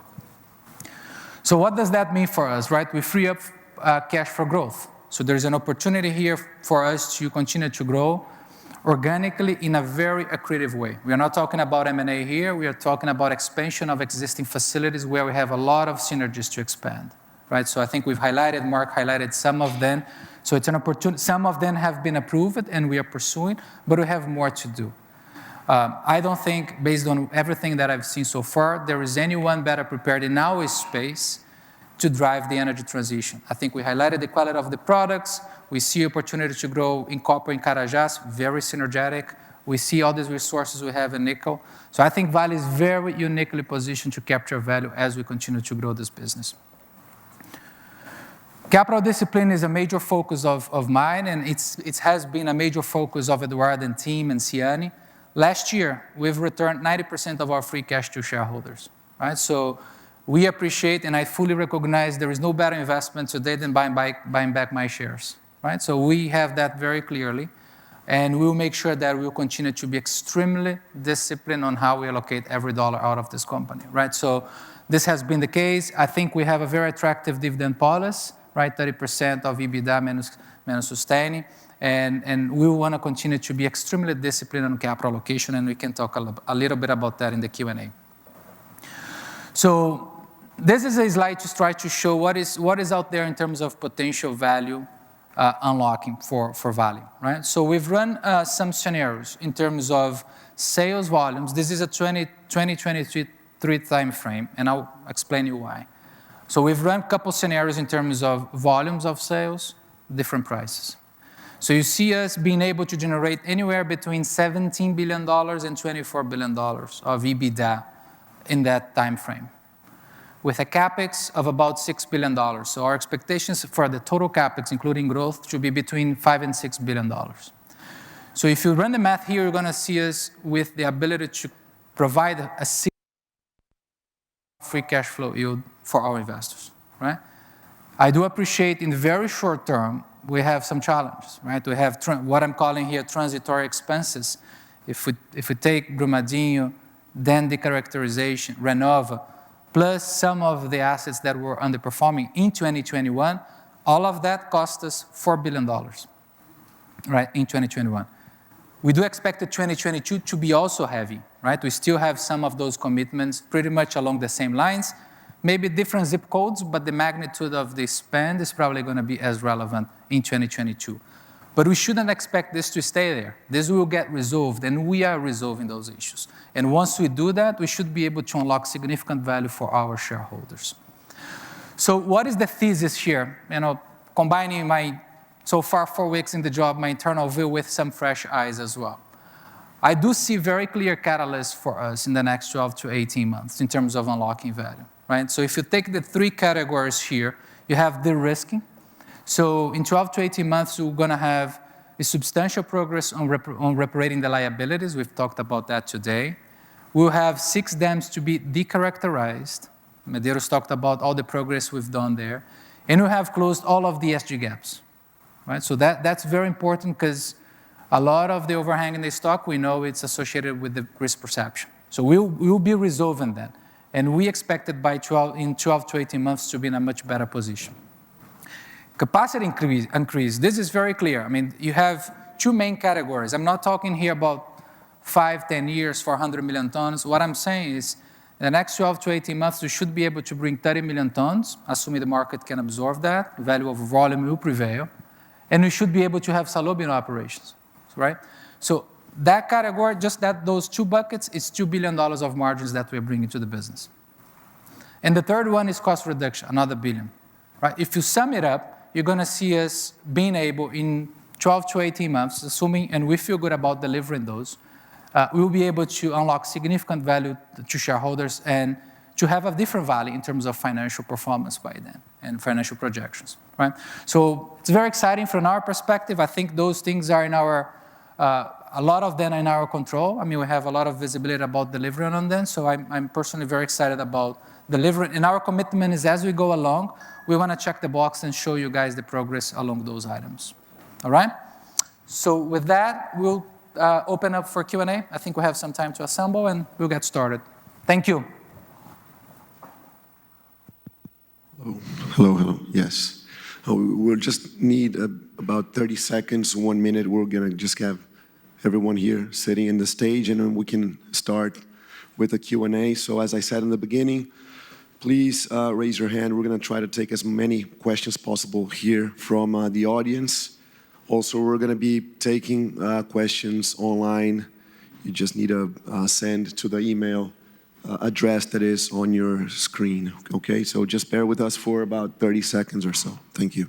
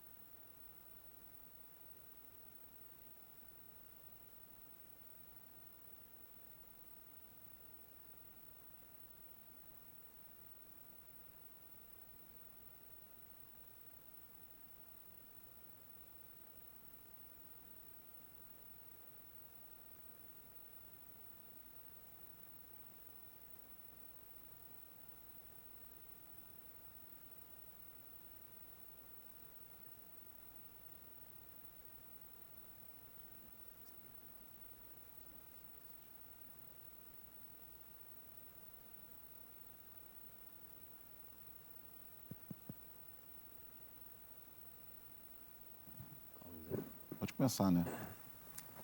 Let's go. Vamos.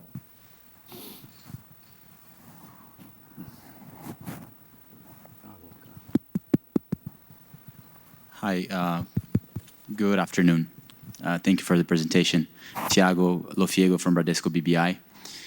Two questions. Spinelli, on the guidance for next year, how much of those tons will you not be selling depending on the iron ore price? So basically, if you consider today's iron ore price, how much of that you think you're not going to be able to sell? Or maybe another way to ask this is, what kind of price level have you considered for that specific guidance? And then my second question is on the cost for 2022, the all-in cost. I'm not sure if it's for Spinelli or for Eduardo or Gustavo, but thinking about the all-in delivered cost for 2022, are we talking about $45 per ton, give or take, given inflationary pressures, C1 costs are going to be stable? Are we talking about a $45 per ton level for delivered costs for next year? Thank you. Okay. Well, first about production. We're not considering to sell what we did this year, the high silica, the low grade ores directly to the market. So we are using our supply chain to blend and sell as our BRBF blending product. Again, to sell directly, it's not a question only of the level of the price. It depends on the freight. Freight is a very important component. And discounts. The discount of the high silica was really high. So we're going to track this. Remember that we're going to convert that high silica in high grade ores.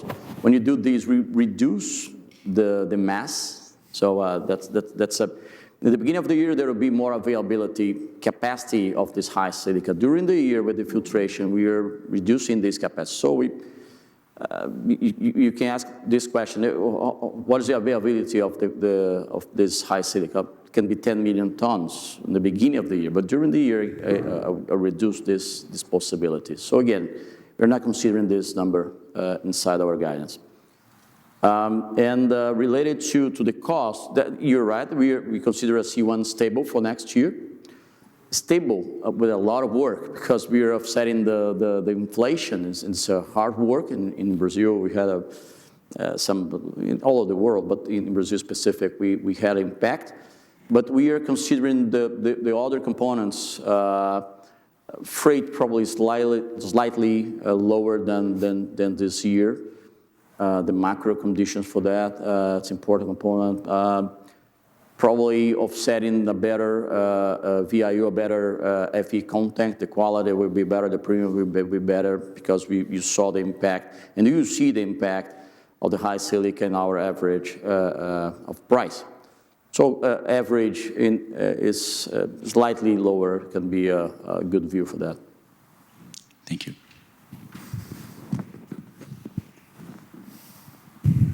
Alguém tem que fazer O Carlos de Alba estava ali também. Você está? Van, em Rio. Talvez precise de dois, assim. Oh, Carlos. Thank you. Daniel McConvey, Rossport Investments. Couple of technology ESG questions, which is unusual for me, but who's in charge of the electrification storage projects you're looking at? How is that managed in the company? Well, I have the for iron ore, we have in our business different perspectives. Yeah. Can you kind of describe what what the hierarchy is and what are the big projects you're looking at, and if you're doing it directly or doing it through consultants, or how is that working? Yep. For scope 1 and 2, we have the MAC curve, all the projects in our pipeline to reduce till the end of this decade. We are considered for the whole Vale, but actually in iron ore is more intensive, but it's a $4 to $6 billion to invest. We have several actions. The main action is in the pelletizing plant, so the main impact for that. So the kind of action is related more to source of energy, to change the coal or use biomass. So there's the actions are related to that. Electrification, we have in the railroad, we call the belt locomotive that is already running to shift, but we are going to put it in long range. We also have a development with the suppliers for the trucks, and we are already investing in catenary, I don't know in English, catenary. Yep. Catenary. For electrification in part of the mines. So the roadmap is a transition today, bringing some electrification in parts of the consumption of fuel of diesel, but going to a full electric vehicle in with the trucks and the locomotives. I think you have also other initiatives in the In terms of electrification, as Luciano's video showed, we obviously are bringing in electric trucks and loaders, et cetera, into the mines. We're testing more. We have 40 coming in by the end of the year, but there's obviously a lot more work. If it's questions around broader decarbonization, then we get into some other initiatives, for example, replacing diesel fuel in Northern Labrador with wind power and things like that. And we obviously have similar type of process where we're trying to replace coal and carbon and things like that with heat recovery and biomass, et cetera. So very similar. We have our own agendas into this MAC curve. Okay, thank you.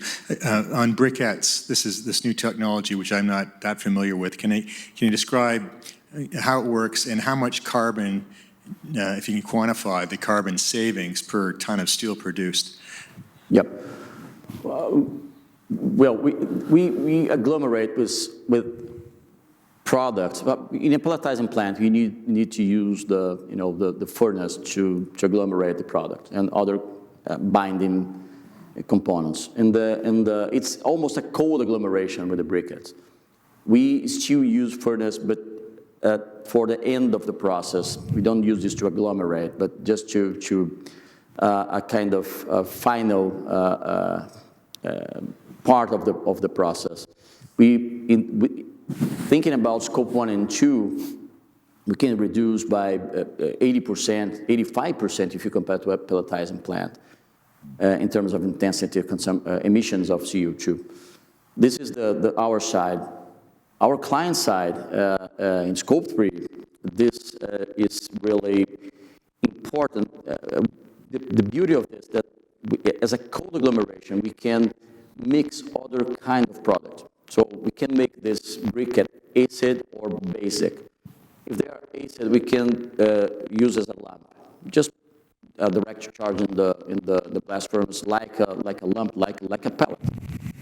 But you can add other components like MgO. It's impossible to do this in the pellet. It's impossible to do this in the sinter. But you can do this inside with the briquette and put inside the blast furnace. This is this is a breakthrough, because we can, in the metallurgical technical information, we can, that's in a simple way, you can keep the furnace with more efficiency in a higher level of heat, and the efficiency really goes better and better. So that's the idea. We already tested this technology in 5 furnaces, big ones, not only small. And these we are converting 2 plants, pelletizing plants, into briquette plants, and we have a new one in Vargem Grande. We are already doing this and testing together, because it's going really well. The results are fantastic, and our clients are really excited about that. Spinelli, just make it's about 10% reduction. Yeah, 10% reduction on the route. On the scope 3 and our scope 1 is. It's a matter if we are going to replace the pellets by the cold agglomeration. We don't see that today, so it's not in a mark curve substituting our pelletizing plants. Those 2 were very old plants that we decided to adapt to the briquetting. So when you see 100 million tons of agglomeration, has to be pellets on that as well. Yeah. Our plans for briquettes are around 50 million tons. And we believe it's a real breakthrough. As Mr. Spinelli said, we tested already in big furnaces. We are very optimistic that we will work very well on this transition part now. Carlos, yes, please. Yeah, good afternoon, everyone. Thank you very much. Carlos de Alba with Morgan Stanley. First question on iron ore, maybe just following up on the conversation. Just to confirm, the iron ore guidance, production guidance, does that include third-party purchases? And what are you thinking about iron ore inventories, potential sales of those to try to bridge production versus shipments? And on green briquettes, have you signed any contracts? Do you have any firm orders for the capacity that you are investing or bringing in the future? Okay. Yeah, we consider the third part purchase. The level that we purchased this year, we're not repeating probably for next year, because part of that was based on high silica products. So it'll be an average that what happened the last year or before that. So I think this year was a peak in terms of third-party purchase that we don't have yet. There's a list to make this this contract.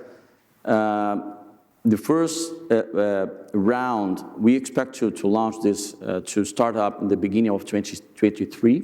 So we have the whole year to make this happen. And this amount today will be probably, they will go to Europe, part of that, and part will be in Brazil. So the main clients that we are targeting today. But the roadmap to 50 million tons, we can not only consider the production as a hub, like the pelletizing plant, but we can consider to co-locate or to be closer to the clients, go to Europe, go to a site to expand this capacity. In this case, we definitely need contracts with the clients in a long-term relationship. But we don't have yet. But we have MOUs with a lot of MOUs. Sure, Terni was where we tested already. So it's going to be like a step-by-step change to adapt. We talked to some steel plants in Europe, and they say, look, people are, of course, this is a technological change, but we're pretty confident. This, as Spinelli mentioned in the beginning, it's 15 years of studies, and we did a lot of the tests to be sure that this collaboration is going to work out. All right, let me make my last question, maybe a combined one. I'm going to cheat a little bit here. Gustavo, any comments on the dam decharacterization disbursements in the coming years? Maybe I missed that. And then maybe Alexandre, I'm going to take the opportunity that you are here as well to make a comment. We have seen a lot of news since Friday on the investigation of the federal police. What does that mean in terms potentially of the agreement that you have already very thoroughly negotiated? Does this open the possibility for potentially higher payments? Thank you very much. On the decharacterization disbursements, it's anywhere between $300 million and $500 million per year. So that's what we should expect for the following decade. Carlos, thanks for the question. Last week, we saw the federal police issue a report where they pointed out basically the same charges that the state police and the state prosecutors had pointed in the past. Recently, the Supreme Court decided that the jurisdiction for this case should go to federal court rather than state court. By doing that, the Supreme Court dismissed all the charges that were brought in state court, hence federal police and now the federal prosecutors would have to evaluate this report and decide whether to bring these charges now in federal court. So specifically about your question, nothing changes in the Brumadinho reparation agreement, absolutely nothing. Also because that agreement did not address anything criminal. And purposefully, it wasn't a plea bargain or anything like that, and not a deferred prosecution agreement. What it was is a settlement that solved all the civil actions, all public civil actions, collective actions, brought also by prosecutors and the state. Okay, so I think that's simple. Yes. Good afternoon, everyone. Thank you very much, Vale, for the presentation again. It's a pleasure to be here. Leonardo Correa from BTG Pactual. The first question for Luciano. During your presentation, Luciano, you mentioned on the ESG roadmap for Scope 1, Scope 2, which is in Vale's control, right? I think the big question that the world is asking is Scope 3, where Vale basically can help. But at the end of the day, you need the Chinese steel industry to invest trillions of dollars to decarbonize, and we know that the steel industry is the one that most pollutes, right? So I just wanted to hear you how these conversations have been evolving with counterparts in China, and how confident you are that Scope 3 will be reduced going forward. And the second question, maybe for Eduardo, on diversification, right? It's an old theme. Vale did its move in 2006 with Inco. Over the past years, the story has been to focus on the core.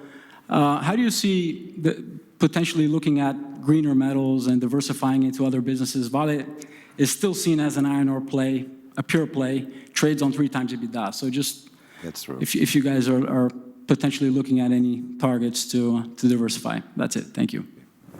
Okay. So the difference between us and other peers is that most are celebrating, and we are as well, MOUs with clients to investigate ways of reducing emissions, right? But basically these efforts within Vale are different because we come in with a suite of solutions and we offer detailed knowledge to our clients to see how can we fit in those solutions within their plans. So we have the briquettes.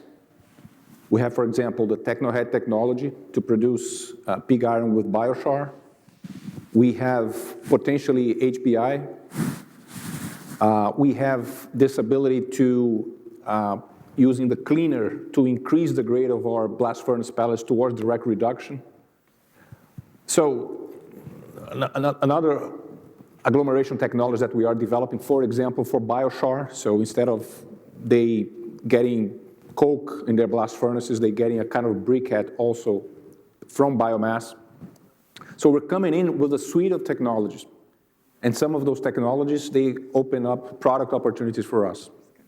So that, we believe, is the difference between our approach and others. We're just not going there to the steel makers and looking, oh, what are you doing here? But we're offering a suite of solutions, and we hope that this way we can find a path. Yeah, but I think what Leonardo is trying to ask is how serious the Chinese are on that. And I think we just had a meeting, like, when was that? I don't know, last week? It has to be last week. Yep.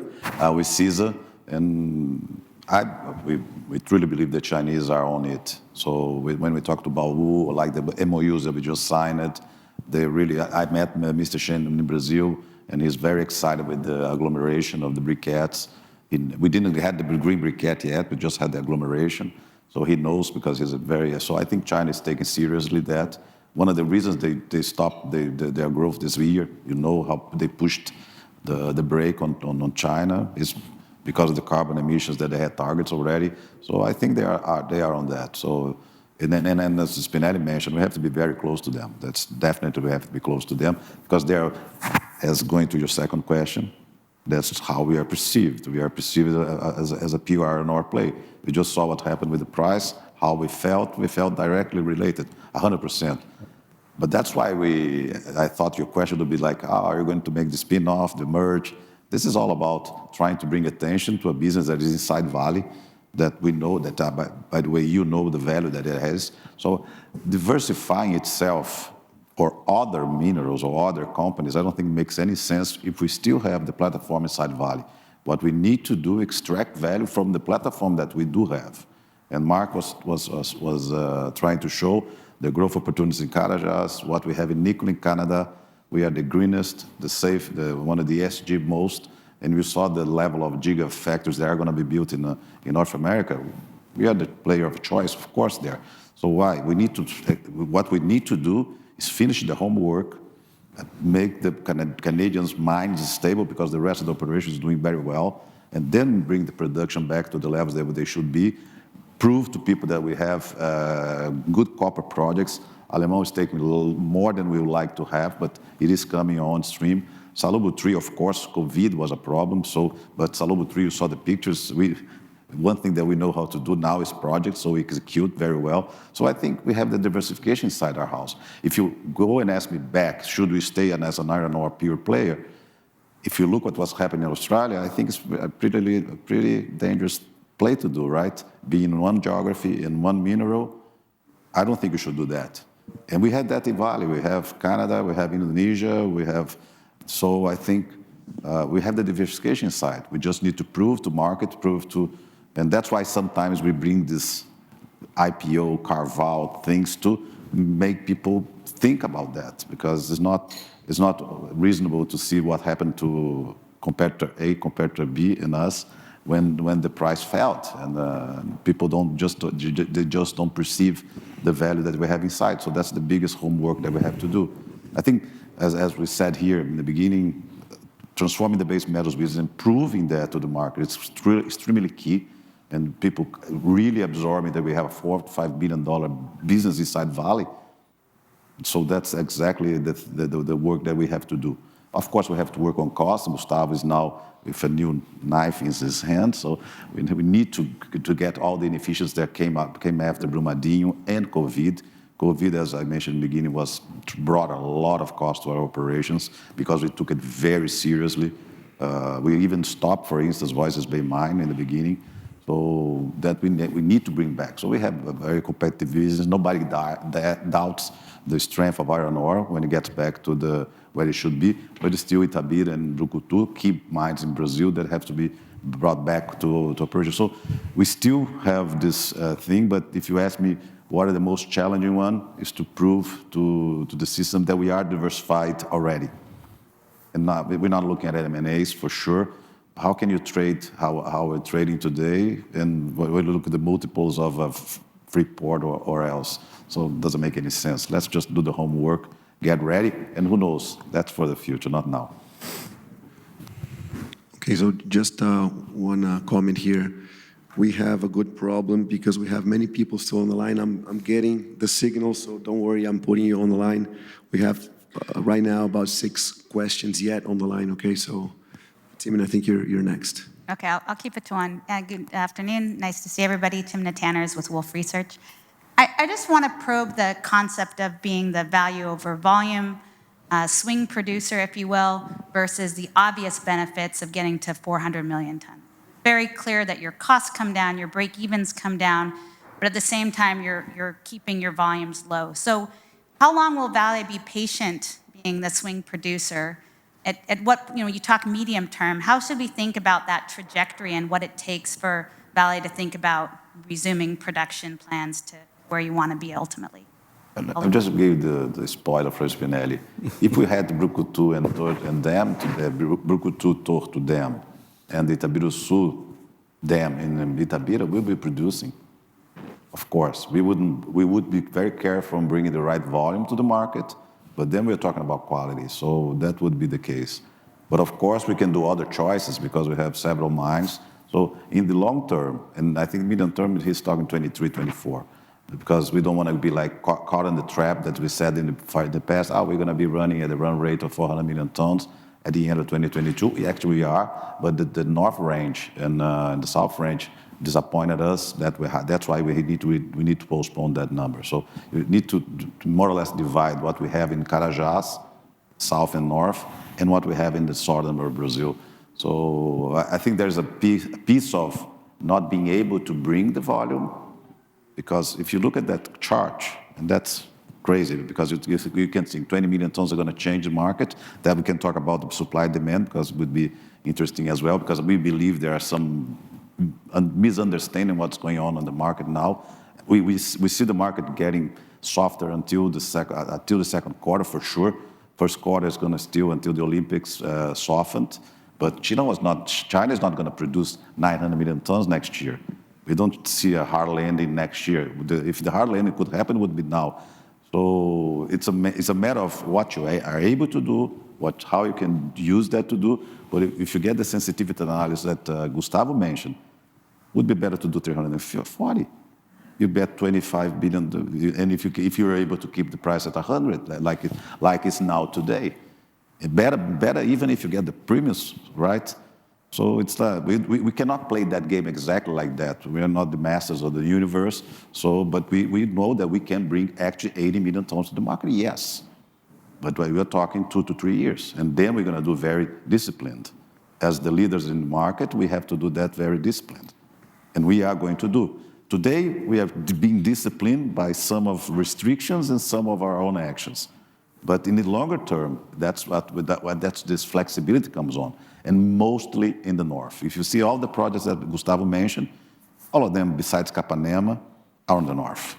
That's where we need to build our capacity, and that's where we are struggling to get back to the 230, mainly because of the environmental issues that Spinelli mentioned on the northern range. I think I answered. Yep, just 2 examples, as you said.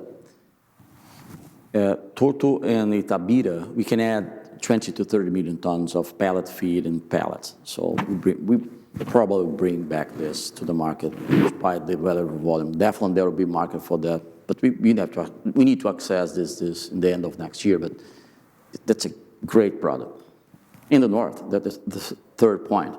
So the roadmap is clear. So if you add the southeastern part of Brazil with pellet feed, that we are producing 30 to 40 million tons of pellets today. We have capacity of 60.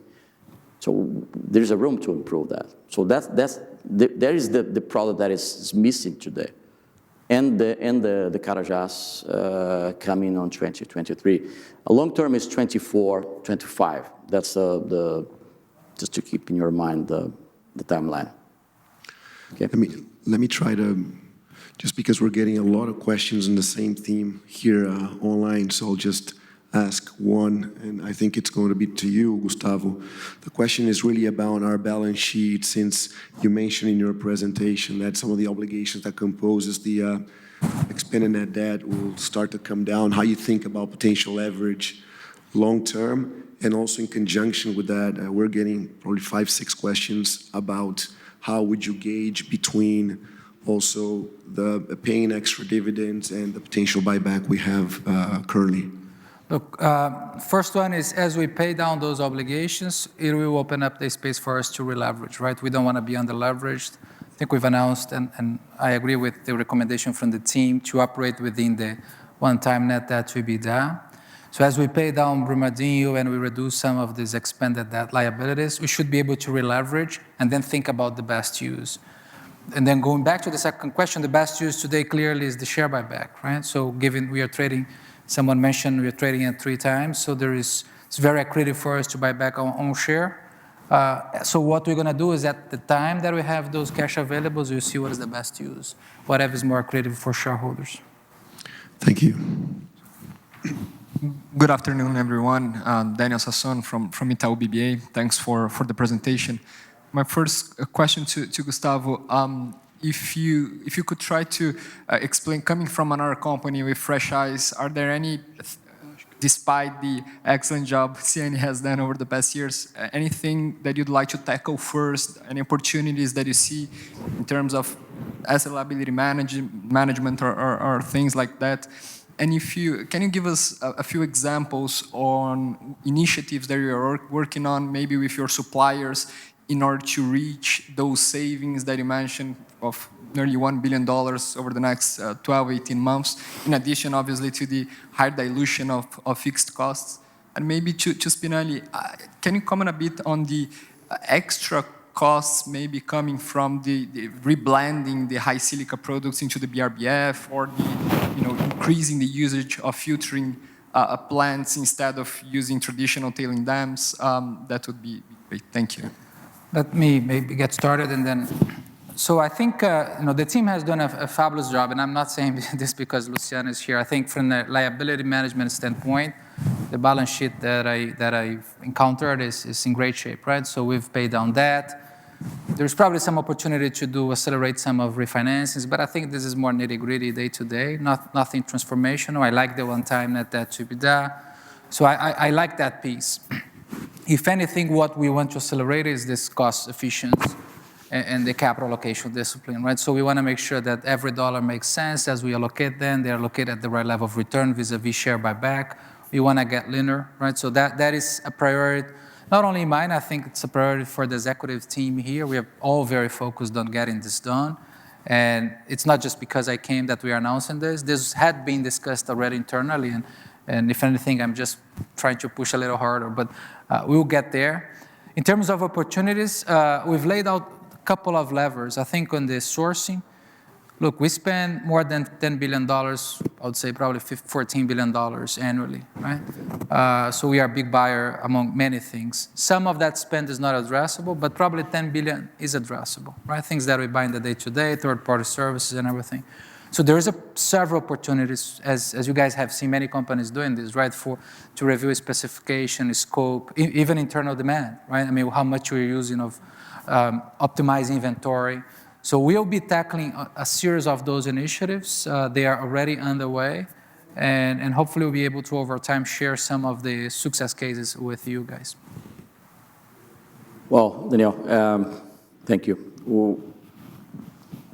Actually, the new way to operate, we have some, if you see this in compartments, you see some increase in terms of OPEX, like the filtration. You need to, that's an extra asset, and you need people there, you need to handle the tailings and stockpile. There's a cost involved in that. That's one part. It's simple to see that you have something that will increase. You mentioned the pre-blend. Pre-blend is different from that. Let's take this apart, because pre-blend is something to reduce the total cost of the client. It's not something for us. Actually, just figure out, we blend the BRBF. Every client in this world, they blend their own iron ore, because they buy from FMG, buy from Carajás from Vale, they buy from BHP, and they blend. But they do this in their plant or in parts. So when you do this in only one moment, you can reduce their cost. So this action is more an intrinsic relationship, something that we are strengthening together, the supply chain as a whole, something engaged with them. So that's the idea. But regarding the reduction of cost, optimization of cost, in iron ore, we have two main pillars here. The first one is constraint. Let's get out of constraints. There are a lot of work in this area. So not only related to the challenges after Brumadinho, with all the restriction with dams, but also we can find better ways to solve our problems. Like ore body knowledge, we can improve this despite Brumadinho. We need to improve, like in Serra Sul, in S11D. So there's room to improve that. So there is a front only related to that. And the other part is related to how can we extract value from contracts or from the way we do this. And why you should consider that this $1 billion is important to return the value to the shareholder. Considering what happened after Brumadinho, we spent a long time to organize ourselves, to organize safety. We spent a lot of time to organize our process. And now we have an additional effort. It's not, so now the focus is cost. No, we have a platform. We are building and doing our homework, like Eduardo said, and now we're increasing another action, another perspective to deliver your results as a leader inside the company. So that's the right time to do that. It was quite impossible to make this 2 years ago. It's impossible. It was impossible. We were talking about, other really problems. Just to add, because we had two hits, right? One hit was Brumadinho. Yep. This disorganized everything and put our actions, and you have to do whatever you have to do. Then we created structures, levels of governance that brought a less linear organization. But as we talk here a lot about, and I'm truly a believer of that, like Gustavo said, two time. You know what means two time? Two time is the time that your maintenance people are directly related to the equipment. We're like 5 times lower than we should be. So there's a huge amount of opportunities if you do the right thing with VPS, for instance. So that's where we believe the biggest gains are coming. We saw that. We showed to you, I think, in 2019, the railway numbers. How the accidents decrease and efficiency and the urgency efficiency comes in. That's why I think when I said 80%, it's a continuous work. It's continuous improvement, by the way we see it. But there's a huge gaps of opportunity there as we have the right structure, the right manning, and the right tool time. For instance, tool time is key for us, and we have very. Not the best numbers as to say. Just one example, when you get like an equipment, you hire an equipment, people are asking for money, and that's, I think, the contribution for Gustavo, is saying no. And people just found out that the equipment was not being used for the whole time, so why don't you use it when it looks like wow. But that's the moment that we're trying to look Vale back to the normal. I don't want to say turning the page, nothing like that. We will never forget Brumadinho. Brumadinho will be ever in our minds to remember how things can go wrong. But fundamentally, we believe that we have our leadership now aligned with us. Now it's time to turn the screw, and I think there's a lot of things to come out of that. It's not some number that we think we're just throwing out, because there are cost dilutions that you just mentioned, and we know iron ore was always very well run in that sense. If we bring better management process for that with the right behavior, of course, we're going to achieve costs for that. Okay, let me just organize the line again. So we still have 4 people to ask. I swear I'm getting all the signs and putting here. So JC, you're going to be next. Then we have Santander, Rafael, and then Bokenhauser, and then we have John Brandt. So, and then we're not going to be able to get more questions. So I think just respond quickly, answer quickly. So, Eduardo, given what you said earlier in the Q&A about wanting to keep base metals but highlight the value, but also the multiple being treated like a pure iron ore play. Mark did a great job explaining the growth opportunities in the business, but I'm looking at the slide where you talk about going from 45 EBITDA per ton break even to 35, 30, 35, maybe even below 30 in iron ore. I mean, on 400 million tons, that's 4 to 5 billion of EBITDA potentially. To get that diversified multiple and get the base metals appreciated by the market, is there a percentage of Vale's EBITDA you're targeting for base metals long term? And how do you get there? Because the iron ore business is massive. Yeah, that's true. And the market seems to want a certain percentage of diversification to give you any credit for it. Yeah, I'll share my answer with Mark. Right, Mark? We used to have this number before myself. I actually ran base metals, by the way. The way that we were trying to say is like it has to be at least 30% of the base metals business. We still think it has to be something around that ball game. When you look long term on base metals, it's able to go to $6 to $7 billion. We know that. Yeah. With the value creation, there's a lot of. If we think tool timing in Brazil is bad, you don't know how bad it is in Sudbury. So we still need to do this homework in the mines in Sudbury. So there is a huge amount of volume and cost that has to be coming out of the nickel business and growth in copper. That we need to bring growth in copper. Like Alemão has to come, Salobo has to come. Copper is everybody wants copper, so it's no big deal. But anyhow, if you have 30%, like out of 20, it's going to be something like $6 to $7 billion. If you get the right multiple, then you can bring, because we have two problems here. We have the multiple of Vale that is behind the mining industry. You have the multiple inside Vale that is, even if it was aligned, would be behind because it doesn't dilute the base metals business. And by my vision, you have the whole mining industry downgraded because it's not what it should be, because we are essential to everything that we're talking here today, and we're trading like 4 times. Why? Why is that? That's not only Vale's problem, that's everybody's problem. That's why ICMM is so vocal and being needed, being wanted, not needed like we are today. But on the base metals business, is in the ball game. I would say 25 or 30, but it has to be relevant. But most important, we have to deliver on it. That's, I think, the main issue around our base metals business. I agree. I mean, I feel the pressure to put something out there that's meaningful compared to what Spinelli can do. Yeah, because because we're very afraid. Put it this way: we don't like the idea to be exposed to Brazil, to iron ore alone. Yeah. I don't think this is the best play. That's where our minds are today. We're being pushed by our board. We're being questioning. So, but that's an ongoing discussion that we're going to have. What we know, we have the best assets in nickel and in copper. We need to do that better, and that has to be appreciated. So that's why some of the discussions we even provoke. Should we create a whole own subsidiary like we did with VLI? Spinelli ran VLI. I don't know if you were acquainted with the VLI. VLI was a railway, third-party, general cargo business that has only problems, brought only headaches for us. We spun off, gave autonomy. Now it's a 20 billion reais business. Well, almost went IPO this year. If it was for the Brazil's problems, it would have been IPO'd. It's not the same. It's an adjacency, it's not a growth thing, but it's where our minds are. We need to push this business to perform. Maybe can I just add something?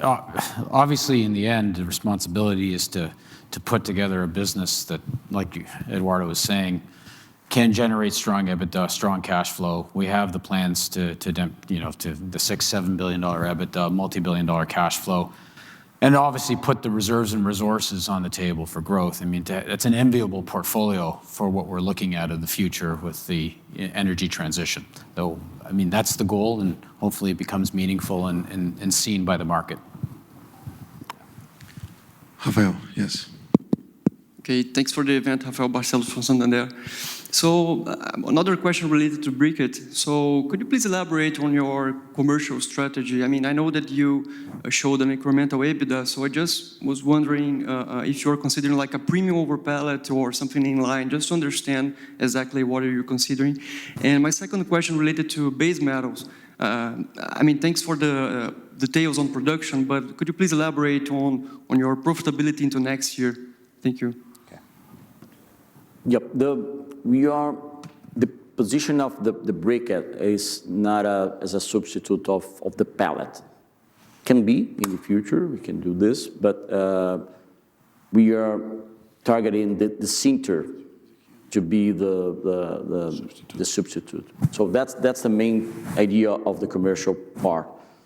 So yes, we consider premiums coming from the briquette. And as we mentioned, what will be in the game here?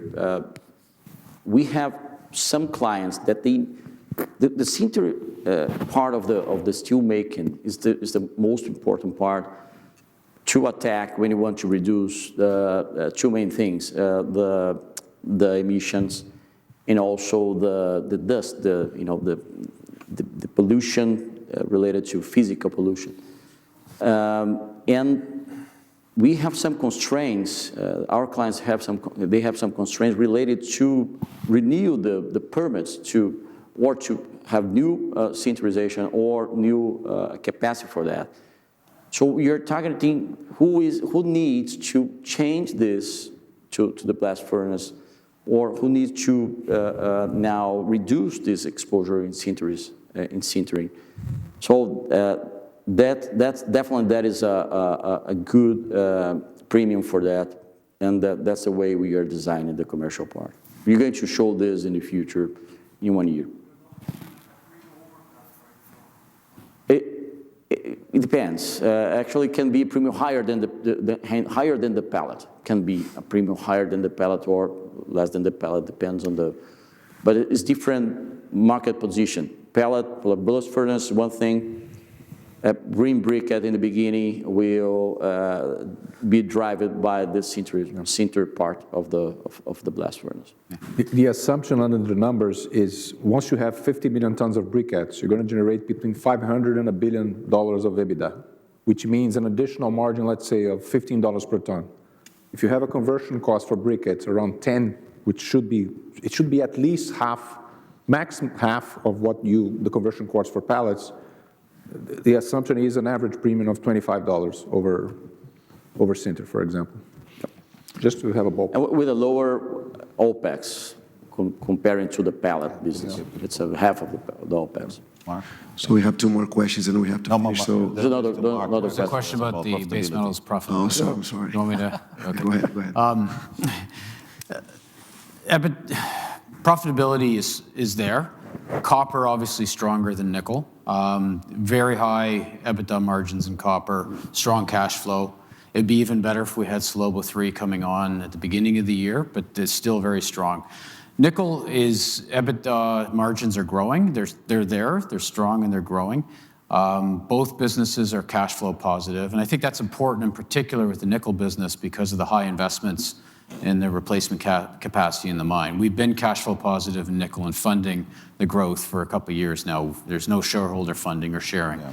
So next year is a transition year. Obviously, we have the milestones we have to hit, and we'll see that profitability increase in particular in nickel as we get through as we get the Sudbury mines in shape and producing. And I would say that really looking forward to very strong EBITDA margins of profitability in both copper and nickel in a couple of years. Andreas. Thank you. Andreas Borgenhäuser from UBS. I know it's top of the hour, so just one question from me on freight. I know that you obviously have your long-term freight contracts, and that limits your exposure to the spot freight market. Most of the fuel cost or the freight cost inflation you've had seems to have been through fuel cost, bunker fuel inflation. How does that work with the new IMO rules? There seems to be a fairly popular opinion forming, obviously, that the bunker fuel cost component of freight rates is going to go up because of lower carbon emissions required on IMO and lower sulfur, more expensive fuels. I know from your presentation you expect fuel costs to go down.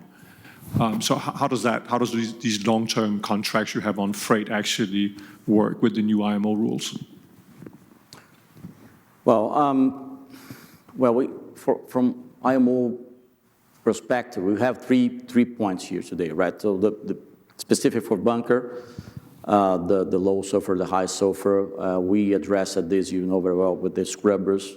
So, and also the long-term contracts that we don't have the low sulfur as a part of our impact in the business. But you're right. I think the other two actions from IMO, they are related to the project consumption, project efficiency, and the efficiency itself. So there are two points here in 2023, 25. From this perspective, if you don't act, you need to reduce the speed of the vessel. That's in average what we need to do.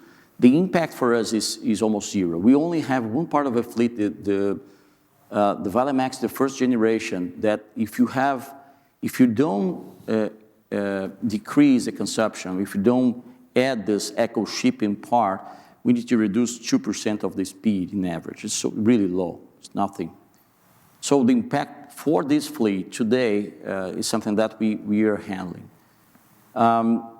Considering the future that we need to go to zero, so what we are doing is our fleet, new fleet that is coming, and also the fleet that we need to replace will be ready for some new solution regarding the fuel, like LNG or other kind. We're seeing that even the one that I said that we're going to improve, we have some room to improve the fleet, will be ready for several solutions, not only LNG or bunker. So what we can expect, we'll be ready to save fuel with the eco shipping. We'll be ready to change the source of fuel with this kind of specs for the project. But the whole market, what we see today, Andreas, is two main components. The first one is the spot freight is really high related to the coal business. So we see the coal going in a better shape in a few months, considering the normalization of this business with China more balanced now. This is the main impact. In the bunker, definitely the other things related to oil. But what we are doing is trying to offset with savings in terms of projects or being ready for change in near future with our new vessels. That's the way we're going to protect ourselves. Hi, John Brandt from HSBC. It's great to see you all again. So just kind of one question from me. Eduardo, you've spoken over the past 2 or 3 years about wanting to have a more stable company. And certainly you've achieved a lot over the past 2 or 3 years, but there's still a lot left to go. There's still production stops and starts. There's still lawsuits in Brazil and the US. And now there's a new board election, even though we just had one in April. So I guess I'm wondering, what initiatives can you do? When do you think you'll get to become sort of the more stable company that you envisioned? And then just related to that, with the upcoming board election in the next 4 or 5 months, do you expect to follow a similar process with a nomination committee, et cetera? Thank you. Yeah. Okay, thank you. I think it's a very valid question. I think, as you mentioned, we believe we did a lot of strides on that. A lot of our business, like the Itabira complex that what Medeiros mentioned, when you saw the maturity index, is pretty much more stable. Southern range is much more stable. Still have issues on the northern range. Canada mines, although like Long Harbor, we operate pretty well. Voisey's Bay is top of the notch in stability. So I think those issues are going to be solved. When I remember when I visited Toyota in 2009, the CEO gave me said, I can give you even a book, but it takes 5 years, okay, if you do everything very well. And it took like that in the railways at Vale. So it's a long-term journey, but we will solve it. It's not rocket science. It's people engaged. It's cultural. It's process. We didn't have an architecture in Vale. We did have the architecture at the railways, in ports, but not for the whole system. Not even in base metals, we had zero. So that's the main issue that I'm willing to have as a legacy, by the way, because I believe that we have to be leaders-proof. The day I leave, somebody takes my role, it will keep continuing improving this company as it should. We should be a world-class company, and we will be, because I think we're taking the right steps, and it takes time.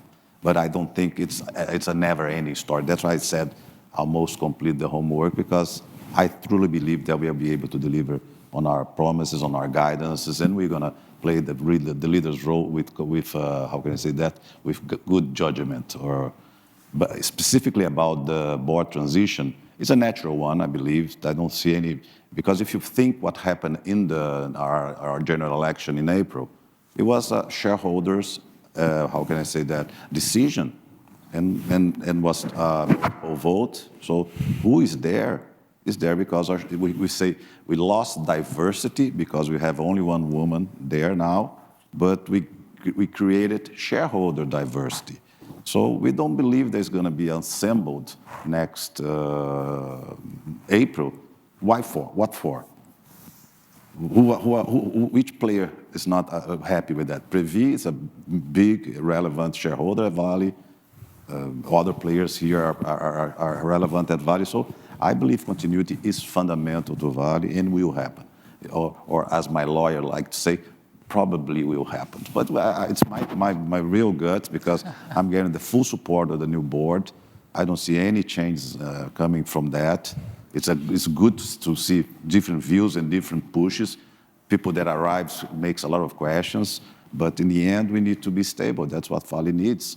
So that's another stability part, but truly I believe it's going to be, I'm not sure it's going to be a nomination committee or it's going to be a multiple voting. I really think it's going to be just a renewal of the board as can it be done by the bylaws, by the way. It can even be done by 2 years. If the bylaws, if the General Assembly, if the shareholders wish like that, they can just re-elect the whole team and for 2 years and we leave less doubts about that. But I think it's natural. I don't think this is a big issue. And from the standpoint of management, we're very well supported by our board. Great, thank you. Thank you. Okay, so I think we have to conclude now. I don't know, Eduardo, if you want to say something or... No, I think just thank you a lot for your interest, patience, not for the people that were here and in person.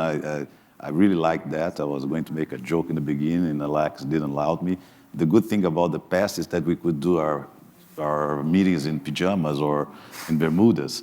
Now we need to put a tie. But it's really good to see people face to face and really see that you're still interested in our narrative, in our story. And it is to conclude, it's a never-ending problem. No, we need to transition to a more stable company as soon as possible. But I don't think there's a best buy in the market. And we do what how can I say? We put our money where our mouth is. We are buying ourselves back. So buy Vale. Thanks a lot, guys. Thanks for coming. Thank you very much.